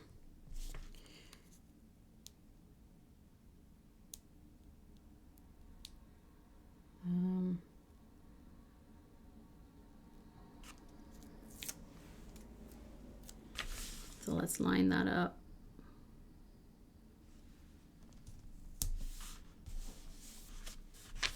Done. Okay. Sometimes I am a vinyl person sticker. I do love vinyls. And so I keep them in this cute little tin or whatever. And collect them. And then sometimes I go through them, you know, when I feel like I want to decorate a book. So I have a few things here. This from Portland. A lot of Coffee Monsters ones because they're just so cute. And they kind of have like cute little phrases too. Love the witch. And so sometimes I go through these and then add them to like blank notebook covers. Got a Pen Addict one. Oh, and then a few from like pen shows too. Proud Washi Collector is really cute. I got that in Portland. But yeah, I like this one too. This one's a really good one. Protect Your Peace. Yeah. That sometimes you have to unplug or replug and recharge. Yeah, so when I'm kind of thinking about decorating planners or journals, I'm kind of thinking about like, what do I have that would just kind of, you know, it's just something fun to look at when you're opening your book. And you're kind of like, oh, you know, you're greeted with like a happy, cute little sticker or something. It makes me a little happy. Boosts my mood for the day. Okay, so then in the monthlies, I'm just gonna, is this the first one? No. Oh, and then there's yearly planning in here as well. So yearly, quarterly, monthly, weekly, daily. Pretty much like all of the days, all of the things, all of the spreads that you might need for planning or for journaling. I think it's kind of fun. Spicy, how's it going? How have you been? Let me be the voice of good reason. It's Christmas soon. Yes, it is Christmas soon. It's almost the end of the year. So you need a good ink to buy for the occasions. Don't say a kiwi. I knew it. Sailor a kiwi. Now what you need, Spicy, is Cloud Dancer. To balance and offset your Akibi. You need some Cloud Dancer. Oh. Okay, I'm gonna take the chapter 1, 2026. And Helen also has undated ones, so it's not, she has ones where it doesn't say 2026, so you could just put chapter 1, but I'm going to do chapter 1, and I'm just gonna throw it on here. Boom. So that's my chapter 1. January. Come January, we'll fill this out. We'll put things in here. And actually once I date it, because I still have to date it, but once I date it, I'll add the holiday stickers. So this one for January. New Year, can't wait. Also, if you do set up your planners, like if you write the holidays and the birthdays and anniversaries and stuff, do you do it for the whole year in one go? Or do you do it month by month? Like, do you do it for the first month and then when you're close to the next month, you set it up for the next month? Or do you do it all at once? Like all of the birthdays for the year and things like that? Because I've kind of done both ways, but it's just a lot. It's just a lot to sit down. Every 6 months. That's a good idea. I might do that. It's a good happy in between. Yeah, I might do that. Because I've done all at once and it's just like, oh, it's a lot, right? Like, and then you start to like lose focus and get dates wrong and stuff. And that's always my fear where I'm like, I put the wrong birthday in the wrong month and, you know. But 6 months, actually, I think that's a good in between. That's a happy medium. Every month is annoying. Yeah. And you have to set aside the time to do it. So if you're like, if you get wrapped up in other things, you know, it becomes one of those like chores where you're like, I have to set up the month.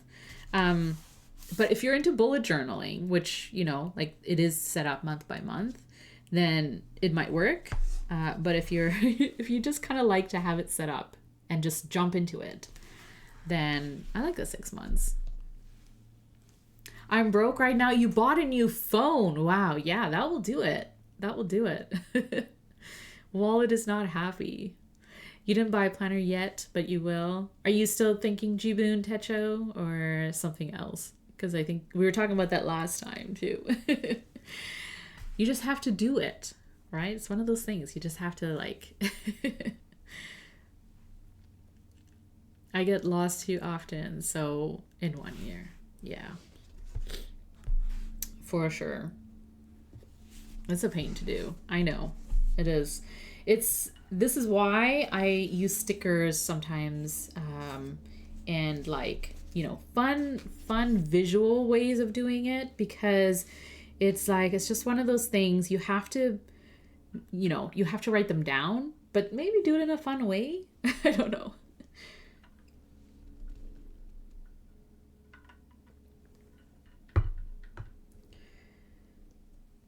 So, all right. So that, I think that's kind of like a good start. I think that's a good start. The rest will just kind of set it up as it comes.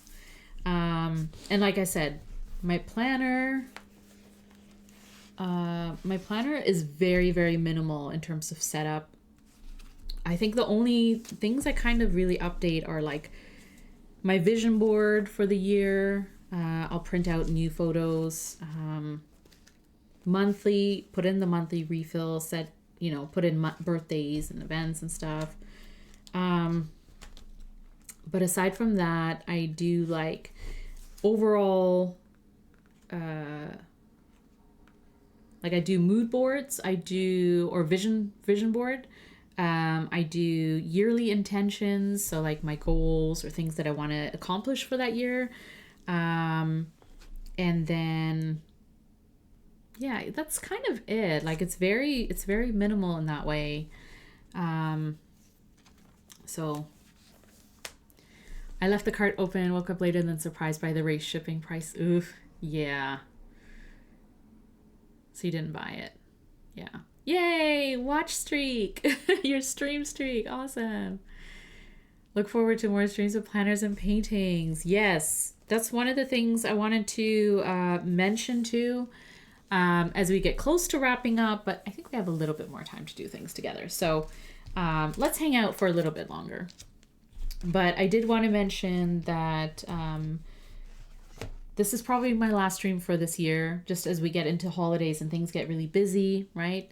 And then in the new year, in 2026, starting January at some point, I'm hoping to go back to streaming twice a week, which I tried for a few weeks. It was just a lot, but I want to get back to doing twice a week, either Monday and Wednesdays or Wednesdays and Fridays.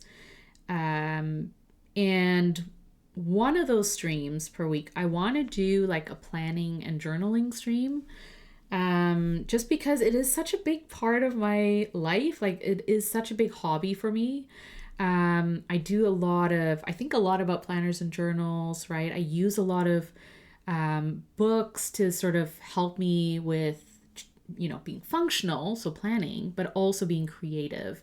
And I use a lot of books in that way. And I mentioned earlier that I am a journaler at heart. I love documenting things. I love this nostalgia of looking back at things. So memory keeping, or collaging, scrapbooking, that kind of thing is like a big part of my life. I think of it as a hobby, but also a way of just like feeling good about like, how my life sort of takes different twists and turns and stuff like that. So I love having spaces to commemorate and document those things. So that all to say that, I think it makes kind of sense to have a stream where we just kind of like journal together or plan together, play in our books a little bit, and use different tools for that. Because I don't use fountain pens exclusively, right? Like I do love all kinds of stationery. I tend to use other things, other pens, markers. I love using brush pens. I do a lot of hand lettering, which is kind of hard to do with fountain pens. So I would love to have, stream dedicated to using other stationery supplies for different purposes. But again, I love playing with fountain pen ink. I love currently inked streams and stuff like that. So I don't want to sort of have to choose between one or the other if I'm only streaming once a week. So let's try and do it twice a week, and we'll find sort of a routine that works for you who join me or who watch the replays and VODs, and then also for me who has like I have to think of things to do. So you bought an iPhone 17 Pro. Wow. That's awesome. I hope you enjoy. It looked really good. Look forward to more streams. Yeah. That's your gift to yourself. Awesome. Well, I'm sure you're going to enjoy it. Planning keeps me from living a chaotic life, which I did for 30 years. Yeah. I have been planning. I'm a planner person at heart. Like I have used a planner since grade school, and it was just one of those things. Same with journaling, and just writing things down has been a key part of my life for a long, long time. And it's not one of those things I'm going to give up. So if I don't have time for planning or journaling, I always adjust my lineup to fit my situation, then give it up. So there is no situation or no part in my life where I don't plan or journal things. And so I have to make my books fit my situation and my life, because I always have to make time for them. I don't do scrapbook personally. I like writing my unfiltered thoughts. Yes, I do too. I'm curious, since you're an artist and do a lot of paintings, do you use G pens, like gel pens, or something else? I need a phone. Oh, you needed a phone bad. Yeah. Yes, I don't buy new stuff unless I need it. Yeah, I'm kind of the same way about tech that way. I love new technology, like new sort of devices and gadgets and things, but I don't buy them unless I feel like I need them or they need to make sense for what I'm doing. Unlike fountain pens, which I always need. I'm just kidding. But so the one thing I want to do while we're talking actually is I wanted to create, let me show you.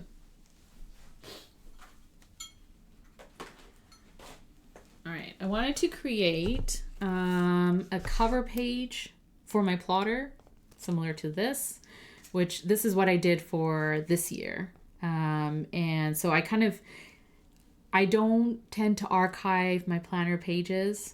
I tried it for this year. So this is my first kind of year where I'm archiving planner pages. And I just threw them into a cheap sort of binder to archive. But I don't know if I'm going to keep doing this every year. But for the time being, what I do want to do is a cover page so that it sort of sits in my plotter and it's like a pretty, page in there. And if I do end up archiving the 2026 pages, then I at least have a cover page for that. So, and then I can show you too painting on DP paper. So the paper that Plotter uses, design fill paper, and we'll kind of play with that, have some fun. And then also, depending on time, but I think we should be okay. I'll do a little painting in here as well because this is the Hemlock and Oak. They're using archivist paper for as their new paper option. If you're into fountain pens, it's a 70 GSM paper. I did test a little bit of fountain pen ink in here, but I kind of want to do like a larger painting or a larger painted piece just to kind of, you know, push the paper a little bit more. Not to say that it has to handle, none of these pages or papers have to handle a lot of ink in that you should be able to paint in them. That's not what I'm saying. But I do enjoy, as you know, I do enjoy painting with fountain pen inks.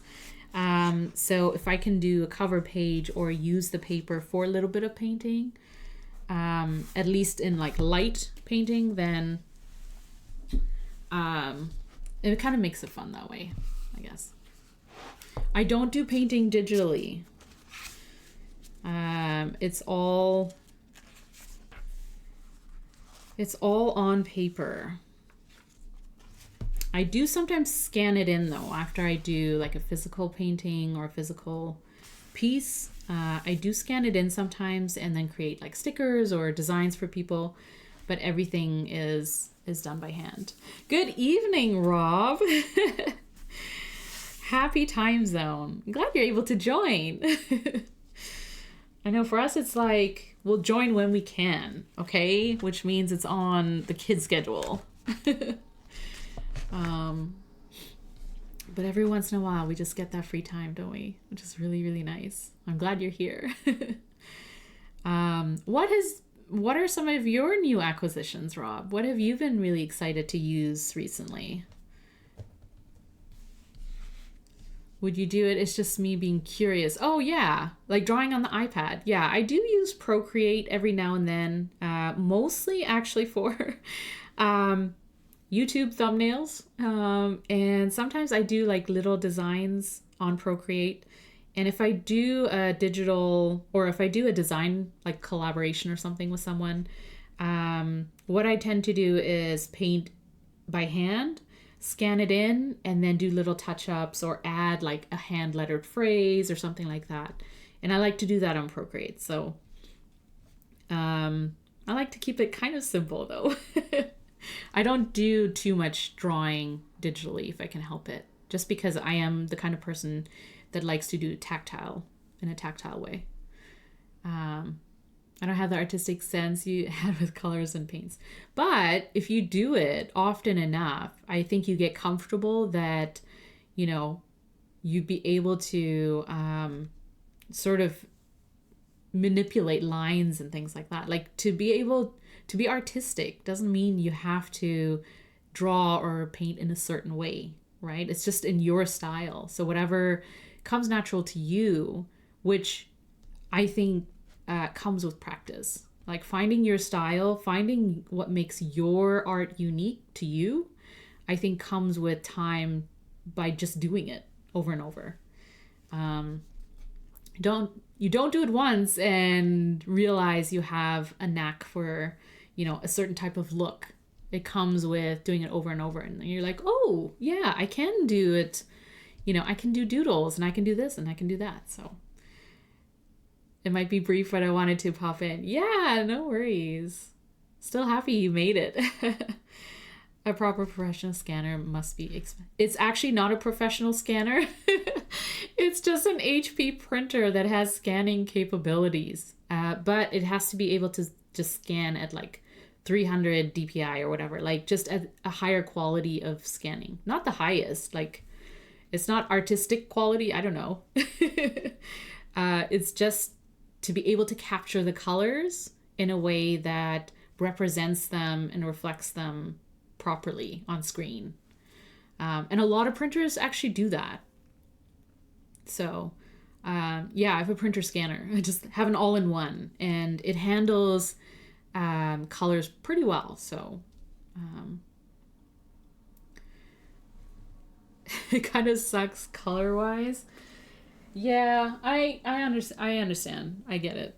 I mean, you can't get like a super cheap one and then be done with it, right? Like it has to be it has to be to some has to be able to handle a range of color. especially if you're printing, right? Like if you're getting it printed on a sticker or something like that, then it's kind of important. But they're not super expensive. Get them on sale. Get them when there's like a deal, you know. All right, let's see. So for my cover page, I'm going to use a few colors that I kind of liked using over the year.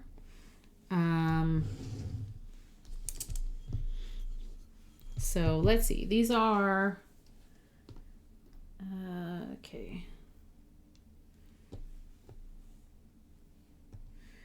So we have, Bungubox Tears of Alice.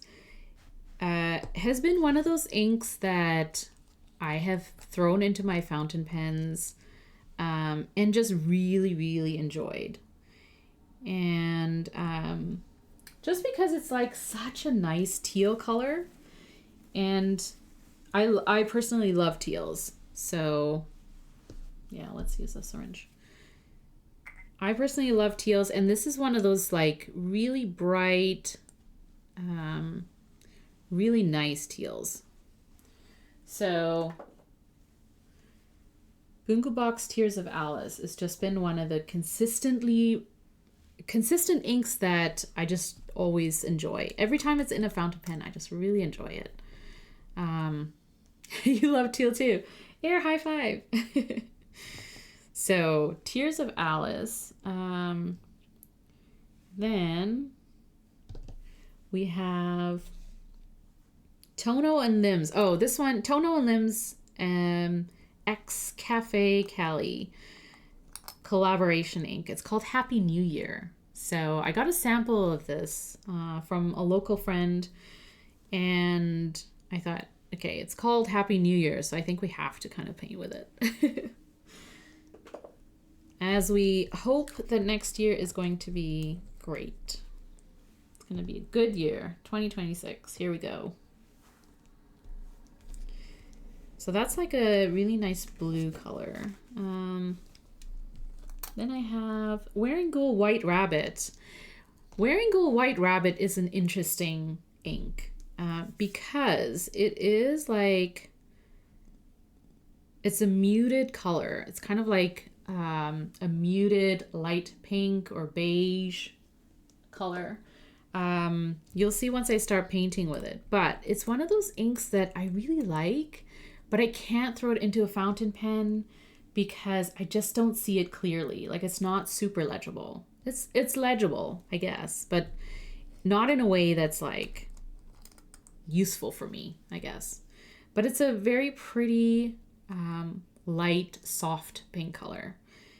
And so I do really like it. It's just, it doesn't, like, I tend to paint with it more than write with it, I guess. So that's why it's there. But it's a great color. Then it's kind of like Cloud Dancer. Useless, but could be kind of nice depending on, you know, if you're painting with it. Then we have Purple Cosmo by Colorverse. And this is a really nice purple. So it's going to be a bright purpley color. Then I have a couple of greenish, dark teal, and a green color. You might recognize this one. This is Teal Waistband by Amarillo Stationery. Our friend Eric Gama. And love this shade of like teal green. It is so pretty. So that definitely goes in there. And then, let's see.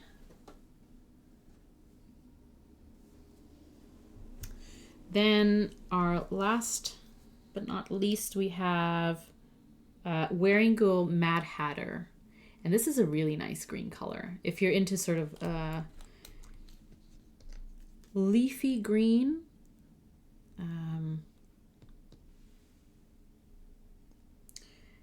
with, it's sort of like a yellowish, it's not super, it's not olivey, but it has a little bit of yellow in it, so it's not like emerald green.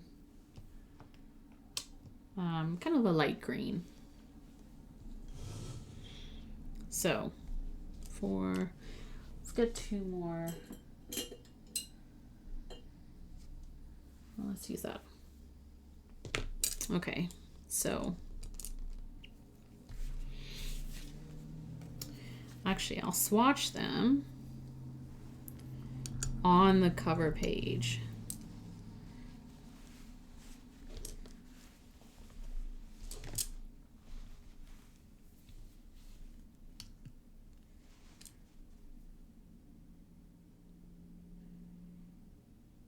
So this one is the Bungubox Tears of Alice.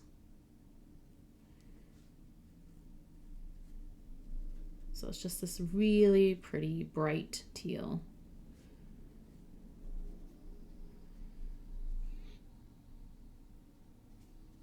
Very pretty color. And even on plotter paper, DP paper, which is an off-white color, even on there, it's like still teal, right? Hydrate. Thank you so much. Visor. Let me just find a...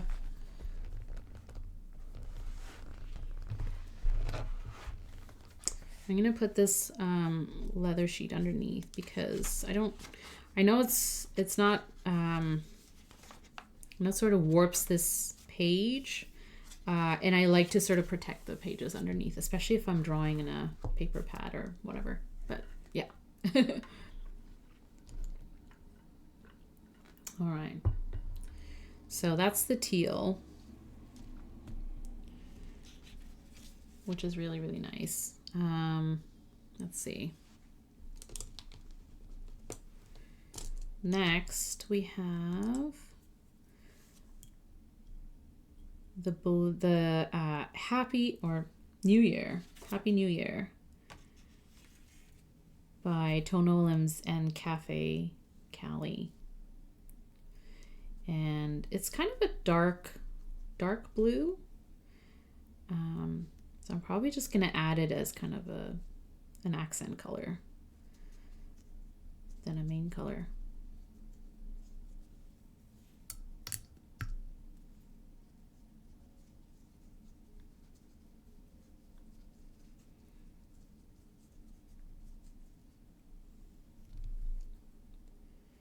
And maybe just a few dots a few shapes in the back. The side.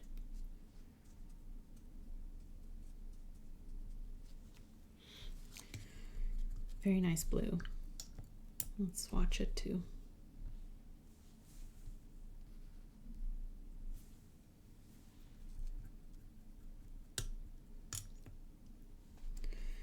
Okay.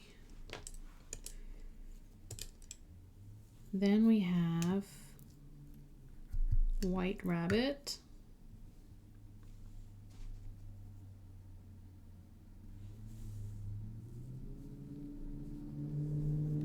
So you can see it's kind of a muted, sort of soft, pale, pinkish color. Yes, which makes sense why it's called White Rabbit, part of the Alice line from Wearingeul. But, when it's saturated, it's noticeable or, sort of easy to pick out. But I just feel like I think I've inked it up a couple of times in a fountain pen. It just depends on what nib you have in that pen, if you want to be able to see this ink and have it be legible. So I just didn't want to experiment with a bunch of fountain pens in this ink. I thought, you know what? It's actually really pretty to paint with. So also kind of nice to use like a dip pen or a glass dip pen, or a dip nib with this kind of ink, because then you can put down a little bit more ink and have it stand out that way too. So this one is Purple Cosmo by Colorverse. It's a very nice purple. Let's add a little bit in here as well.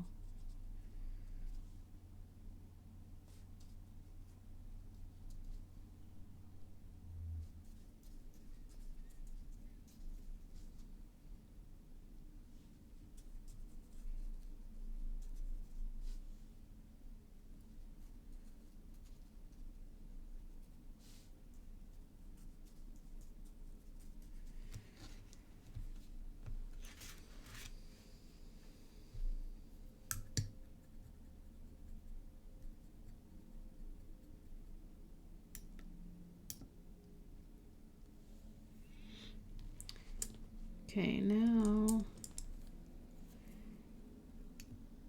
I'm going to add a little bit more teal on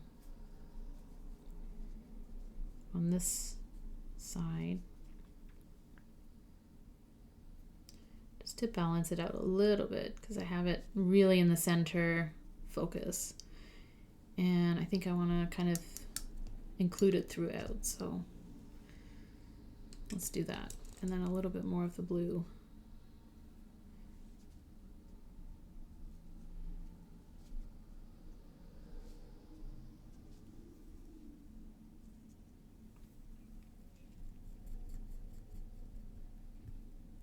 I really like the way the blue blends in with the teal.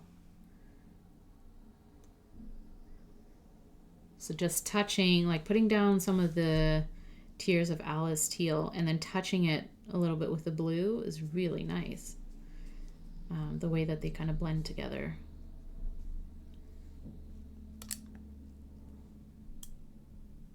I'll build out a little bit more of the blue, I think.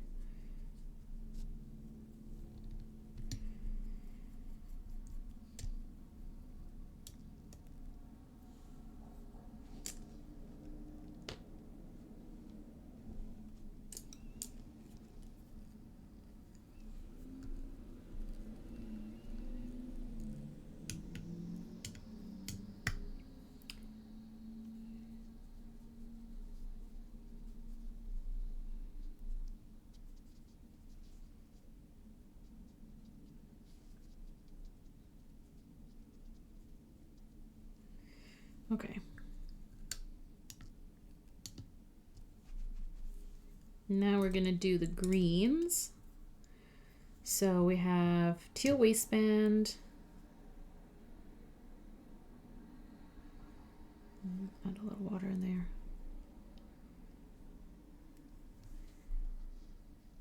By Amarillo Stationery. We're just going to use it for some foliage, some leaves that surround our bouquet of flowers, our inky flowers. So you can see it is like a dark teal, this color, but it does lean kind of greenish.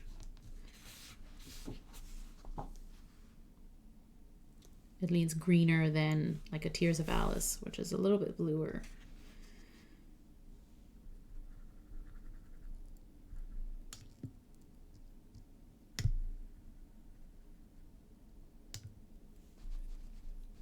And then Mad Hatter, which also incorporates a little yellow.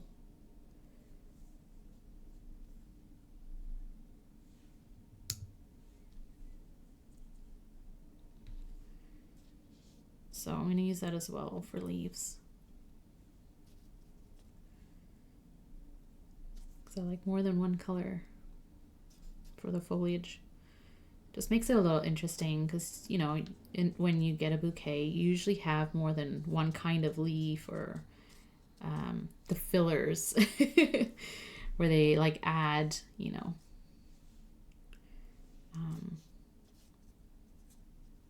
stems and stuff. So I kind of like having that be part of when I do bouquets as well.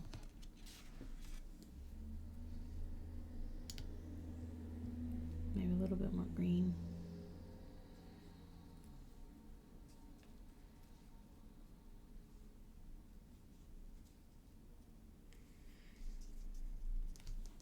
All right. So those are all the colors. I'm just gonna let it dry a little bit before I do any coloring on top or drawing on top. Let's see. I don't know how fast or slow it's gonna dry, but that's okay. All right, and then, so while that dries, I guess we have a little bit of time to paint in the Hemlock and Oak planner. So let's give that a go. Let's explore this together. Because I don't know, but we will see. Let's see. I think the back pages is probably the best.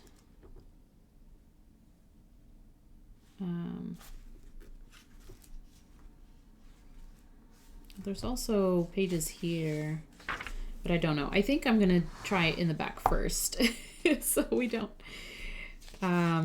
use up one of the front pages and be surprised. So I'm gonna move this over here.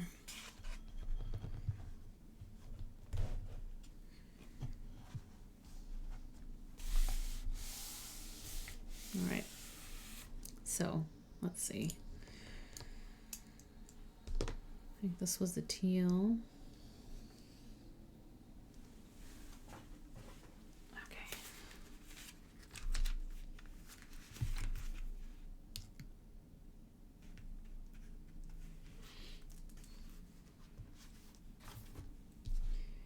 So Tears of Alice. Let's do it here.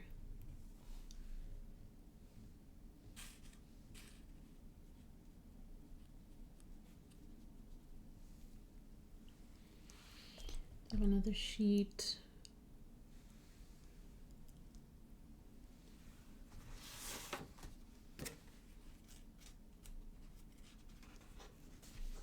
Definitely putting another paper underneath just in case.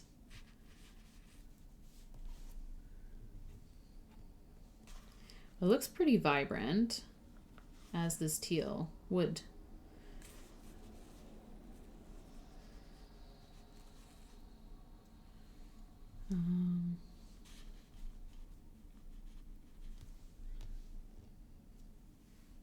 And it's not feathering as far as I can see, just by looking at it.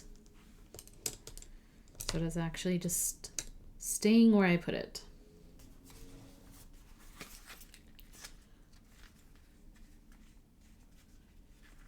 Purple.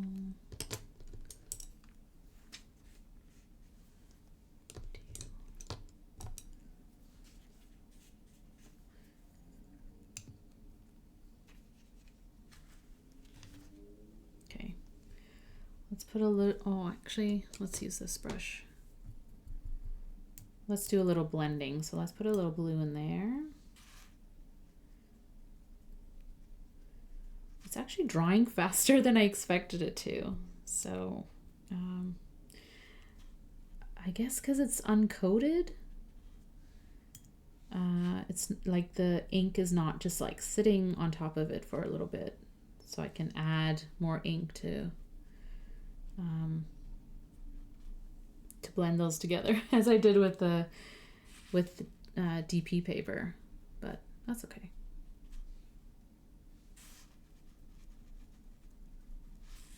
Totally fine.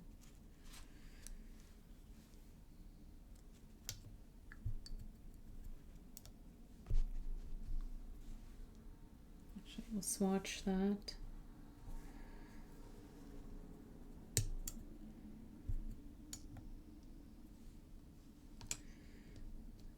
Now moving on to our white rabbit.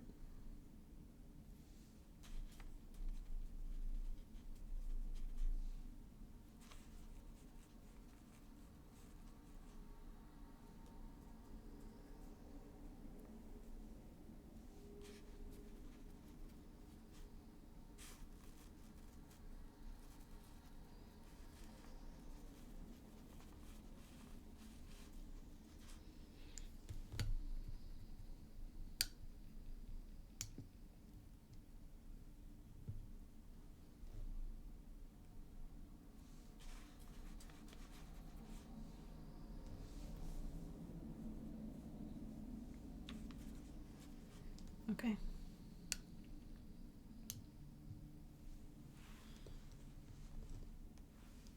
Then we have purple Cosmo. Let's see.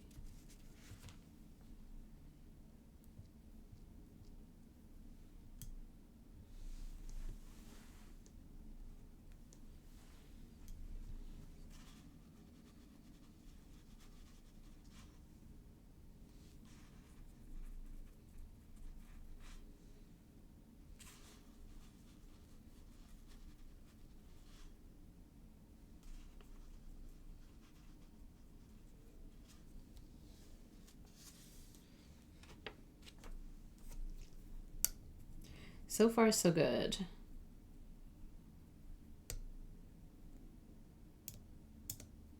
I think it might take a little longer to dry, adding ink over ink. So the first layer of ink actually started to dry pretty quick. But adding another layer of ink to blend with it, I think might take a little bit longer for it to dry. But that's okay because our other painting might be done soon or might be dry soon, so can do a little bit of drawing. So this is Teal Waistband. Wow, really pretty on here.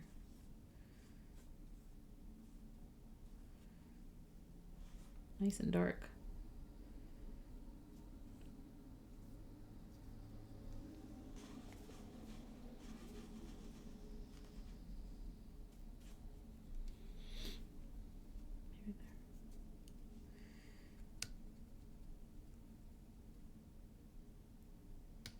And then Mad Hatter.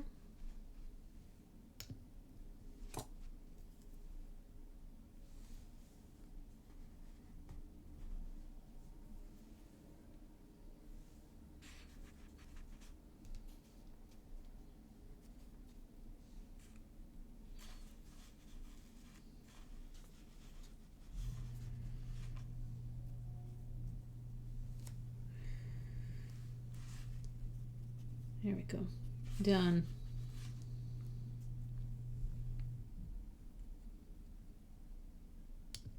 So let's see how long this kind of takes to set, to dry a little bit.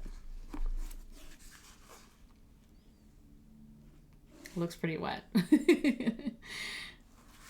We'll see. We will see. So in the meantime, this has been sitting for a little bit. Still looks kind of damp, but that's okay.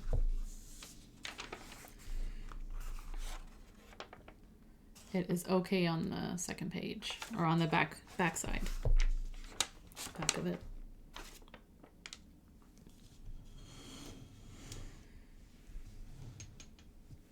So I might use a blotter sheet to dry it up a little bit because, yeah, it takes a little while because it kind of sits on there. Especially because of like how much ink I put on and then I put ink on top of ink. So it's literally like sitting there trying to dry. Some of it has though, so that's kind of nice. But it does feel and look kind of damp. So very cool though. Again, like I always like to take a look how the colors are blending together, which is really, really pretty. And some of the combinations just work really well, like the teal and the blue works really well together. And then we have our light pink or the white rabbit, which actually has a little bit of green shading in it with the purple Cosmo, which is kind of like magenta-y, magenta purple. But those two look really good together as well when they blend. And the Teal Waistband and Mad Hatter, the two greens, look really nice as well. So very, very pretty. So what I'm going to do before we sort of, let's see. I'm just going to take a blotter sheet and I'm going to blot it up a little bit. One sec.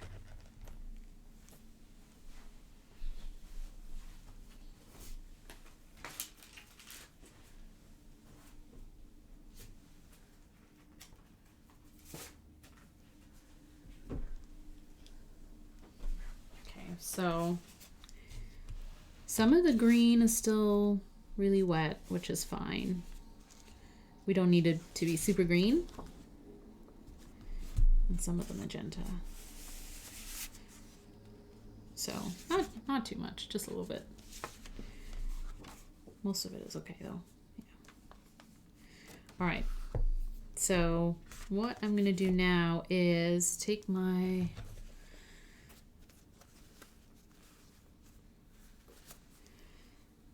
Kakimori pen or Kakimori stainless steel dip nib and my pigment ink. So this is the Kakimori. Let me just grab this out of the way.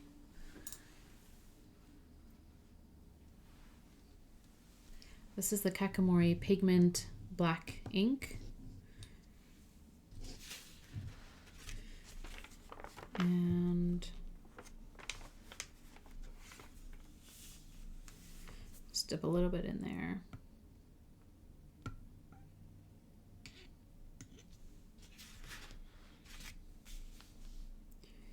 And I'm not gonna put too much pigment down, I don't think. Just because there's a lot going on already. What's a teal ink you used here? The Tears of Alice by Bungubox. It is very, very pretty. That's the bright teal right there that I used. And then there's also Teal Waistband by Amarillo Stationery. That's a little bit more greener, like a darker tone.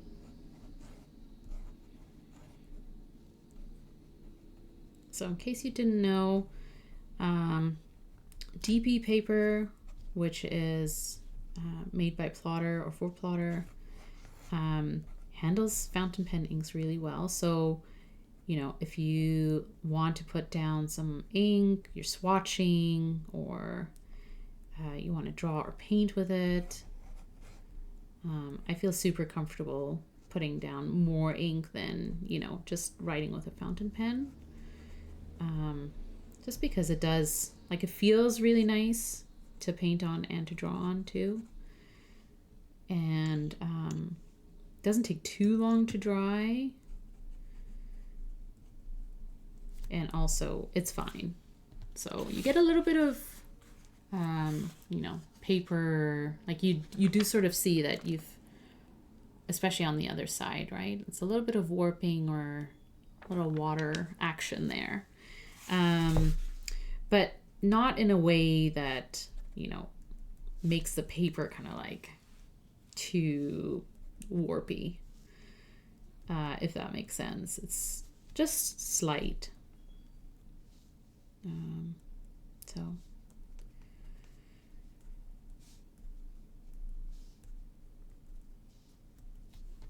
there we go. So that's done, and I actually had a lined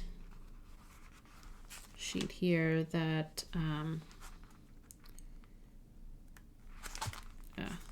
trying to take it out without smearing anything. I actually throw in a lined piece of paper under my blank sheets sometimes if I need to have a guide sheet. So that's kind of useful to have too.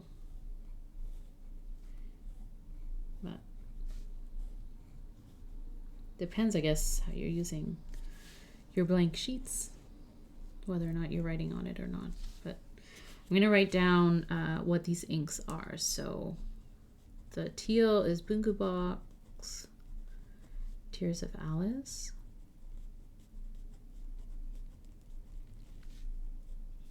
The blue is Tono and Limbs or with Cafecally. It's called Happy New Year.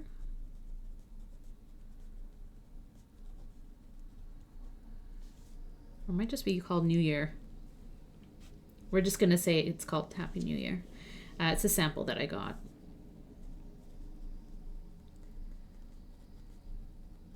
Wearingeul White Rabbit is this pale pink. And then we have Colorverse, Purple Cosmo.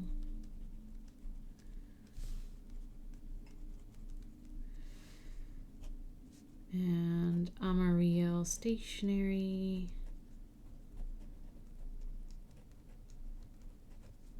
Teal Waistband.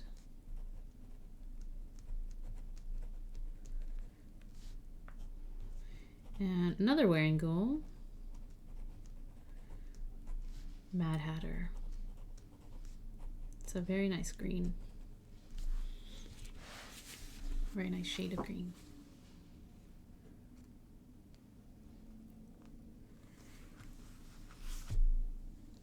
So we have that. And just in case you're curious, because I always like to see, but no bleed through. Paper handles it really well. You get that crinkly sound, in case you're into it. I like the sound.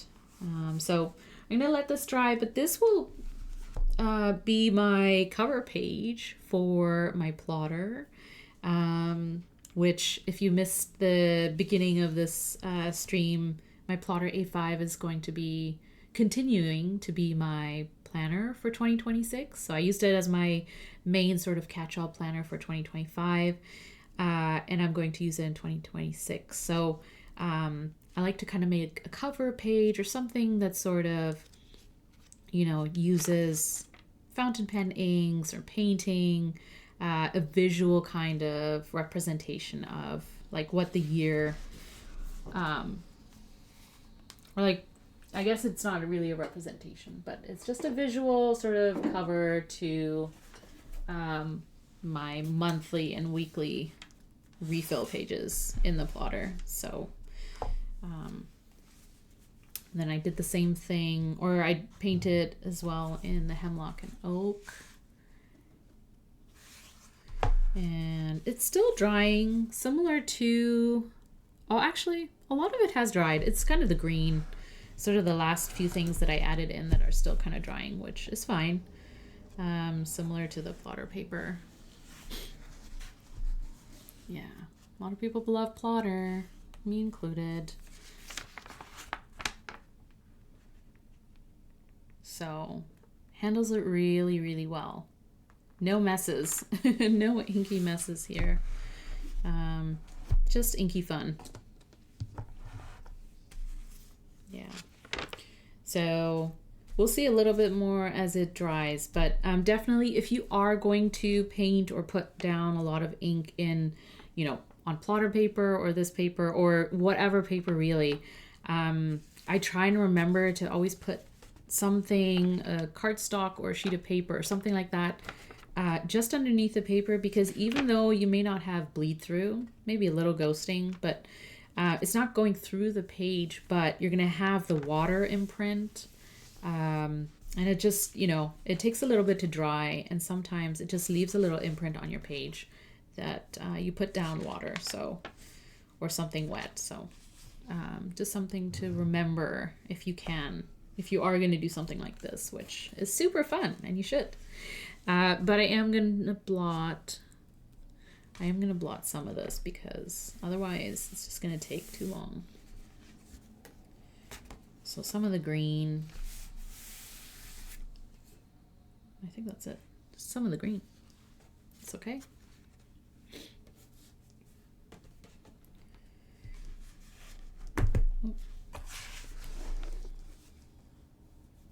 It's a little damp, but it should be fine.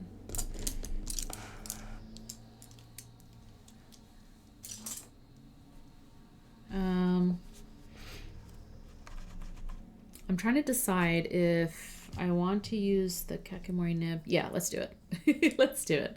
I just decided. When I was doing the test pages and just trying out the different tools, I do remember when I was using the kakimori nib, I just kind of felt like it was a little scratchy, more than normal, I guess, for a steel nib.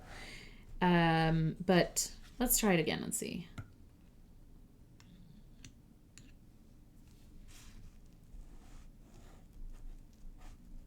Because sometimes it's just like I was drawing with it and I don't know, the way I was holding it maybe. Feels okay. Feels fine actually. Let's see.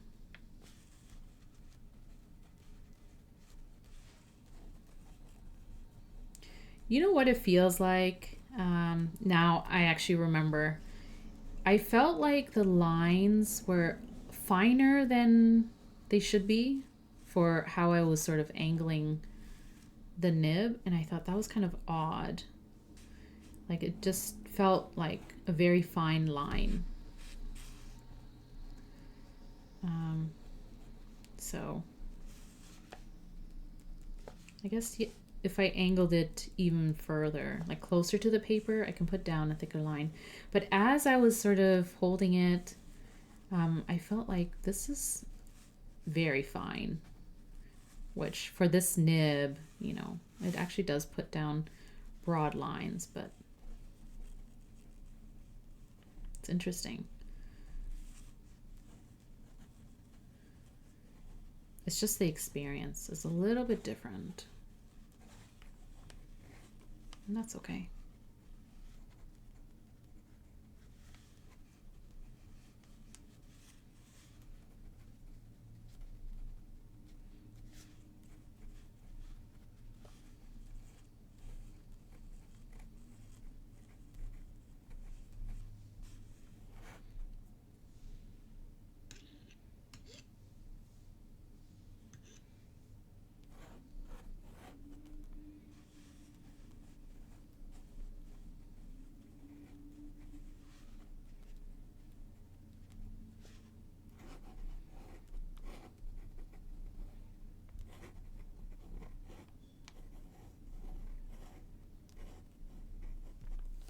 Yeah, it just seems like the lines are finer than I expect them to be. But handles pigment ink really well. Lets it sort of sit on there as well. So very cool.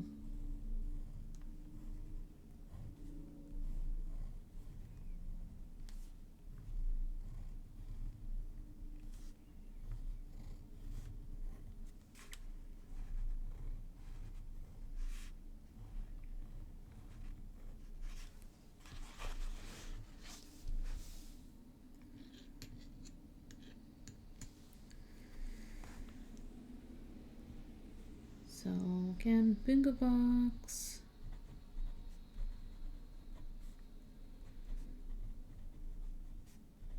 Tears of Alice. Tono and Limbs. And Cafecally.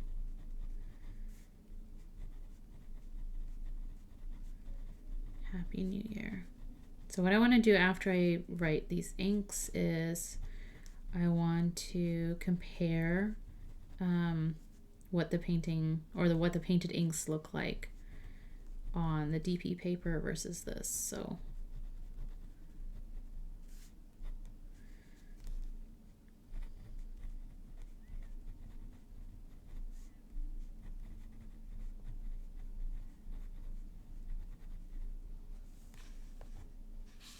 in terms of what, if there's anything that looks different, like color wise or ink wise.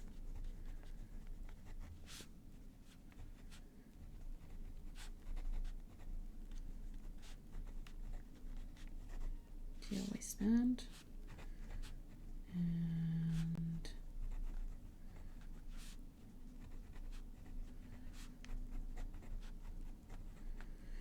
Wearingeul Mad Hatter. All right.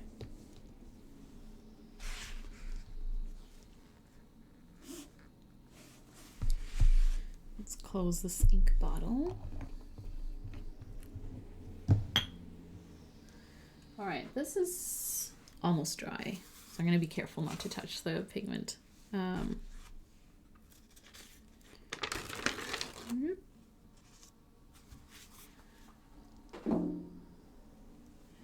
right, let's see.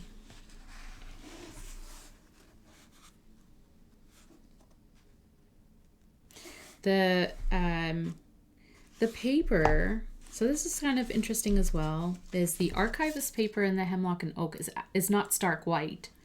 It's kind of an off-white as well.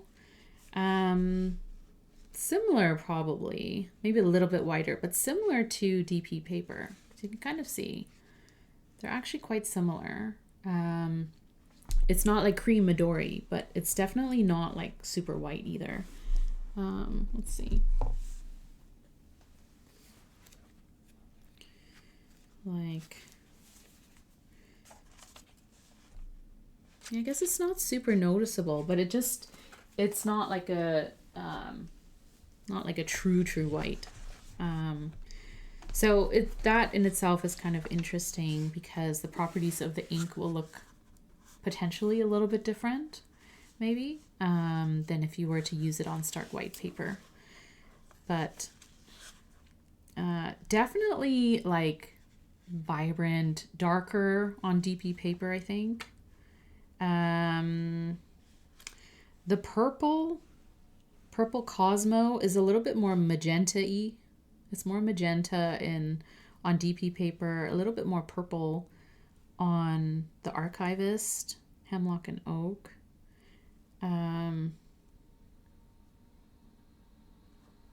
Maybe I was gonna say the blue looks a little bit dark. I think it was just saturated when I swatched it, and then I muted it out a little bit with some water. But I don't know. Otherwise, it's not like super. It's not that different where you're like, oh, that's a different color. I think it's pretty similar to each other. And again, like when you're painting with ink, you know, you start mixing and blending and adding water to dilute it and stuff like that. So it's not a true test. Not the way that I sort of just, you know, tried it out with a little bit of ink when I was testing it. When you're painting with it, there are other factors that also play into it. But it is interesting to sort of compare and test. I don't know if it's noticeable on screen, but the lines that the Kakimori nib puts down on this paper is definitely finer than what I was feeling and seeing on DP paper. It's not a big deal. It's just an interesting part of the experience of using different tools on different paper. Is it just when you draw or write with a certain tool and you expect the experience to feel a certain way, and if it feels different, then it's something that sort of stands out. Anyway, to people who are like, you know, honed in on that. But otherwise, really, really nice. Again, DP paper with fountain pen ink is like totally fine. It's great, actually. And then this new archivist paper that Hemlock and Oak came out with this year. You have a little bit of ghosting, but again, that's expected when you put so much ink and water down on paper, I think you're going to get that warping, you know, a little bit of water effect there. And you might see a little bit of ink just ghosting through the paper. Sometimes bleed through too. I've definitely had bleed through of ink when I'm painting, so that's fine. But yeah, the pigment looks really good on there too, on both of them. I like the colors and how they sort of work together as well. So I'm happy with this cover page for my plotter, and I actually want to do a little bit more painting in this book. I don't know if that'll become a regular thing I do in here, because this is definitely not like, I don't mean for it to be a place where I paint, but it might be something where I kind of, you know, play around with different inks, especially because it is fountain pen friendly. It would be nice to, you know, use different nibs, stubbier nibs maybe to write with in here. Yeah, kind of play around that way. But the paper is definitely interesting and really nice. So, but that's kind of it. I'm going to hop off. But thank you so much for joining. Thanks for watching the replay and for being here and being part of this community, whether you're into planning or journaling or just artsy stuff, using stationery. I suggest and highly recommend that you take out your books and test them. If they're new books that you're using for 2026, like planners and journals, I highly recommend use the back pages, like, you know, some of us have said already. Use them for testing, use them for pen swatching, get a feel for the paper, especially if it's new to you or you're kind of experimenting with different things, different tools as well. Try it out, have some fun, you know, just use it, push the paper a little bit and see what comes out of it, how it behaves, so that at least, you know, you're aware and you know what to expect, hopefully. And yeah, have some fun with it. And if you are still deciding on your 2026 planner, then good luck. I know you'll find it. I know you'll find what works for you. I know you'll find what you're looking for. And if not, then just be like Zodiac pens and use a Mead spiral notebook. Just write down the things that are important to you. Keep yourself organized. Keep yourself mindful. You know, prioritize what's important in your life, especially when we're going through busy periods like the holidays or other things. You're coming to the end of the year and you're, you know, trying to close things off and start new things for the new year. Take some time for yourself, take some time to breathe and play with your stationery. And if all else fails, you know, grip your emotional support notebook. Hold it, and, you know, hopefully that gives you some comfort. And yeah, have fun. Paint with your inks if you can. You know, if you have some leftover ink, paint with it. Use up the pages that might be unused in your current 2025 planner or journal. Use up some of those back pages, right? Throw some ink on there and just close it for the year. But yeah, if you wanna share your like journal and planner lineup, you can find me on socials. I'm from Corolla. I'm on Instagram, YouTube, etc., everywhere. And I'm here, and I will see you in the new year. And again, hopefully, you know, streaming a couple times a week at least. Either I'll stick with my Wednesday schedule. Pending, you know, things always coming up, but I'll figure out if Monday or Friday is kind of the best sort of secondary day for us to do some planning together, journaling together, or playing with other kinds of stationery. Let's explore. Let's do fun stuff together. Okay, so enjoy your holidays. Have a good vacation. Thank you. Yeah, have a nice break. Take a break if you can, you know, take some time. My notebook is me writing profanities. Honestly, whatever you use your notebooks and your journals for, is totally your thing. You do you, as I like to say. Let's not put judgment or pressure on ourselves to use it for a certain thing. You do whatever you want to do. And if you want to get artsy and creative, then do it. I'm here to encourage you to do that. But yeah, I guess that's kind of it for me. We had some fun today. I'm so glad you were all here. I'm so glad you were chatting. And yeah, I'm glad you kept me company while I sort of broke in my books for next year, which I'm like really excited to dive into. So, I'll definitely share my books again, do an update and a recap of how it's working for me and how I'm using them. I'd love to hear how things are working for you as well. But take care, friends. I appreciate you so much. And I will see you in the new year. Bye.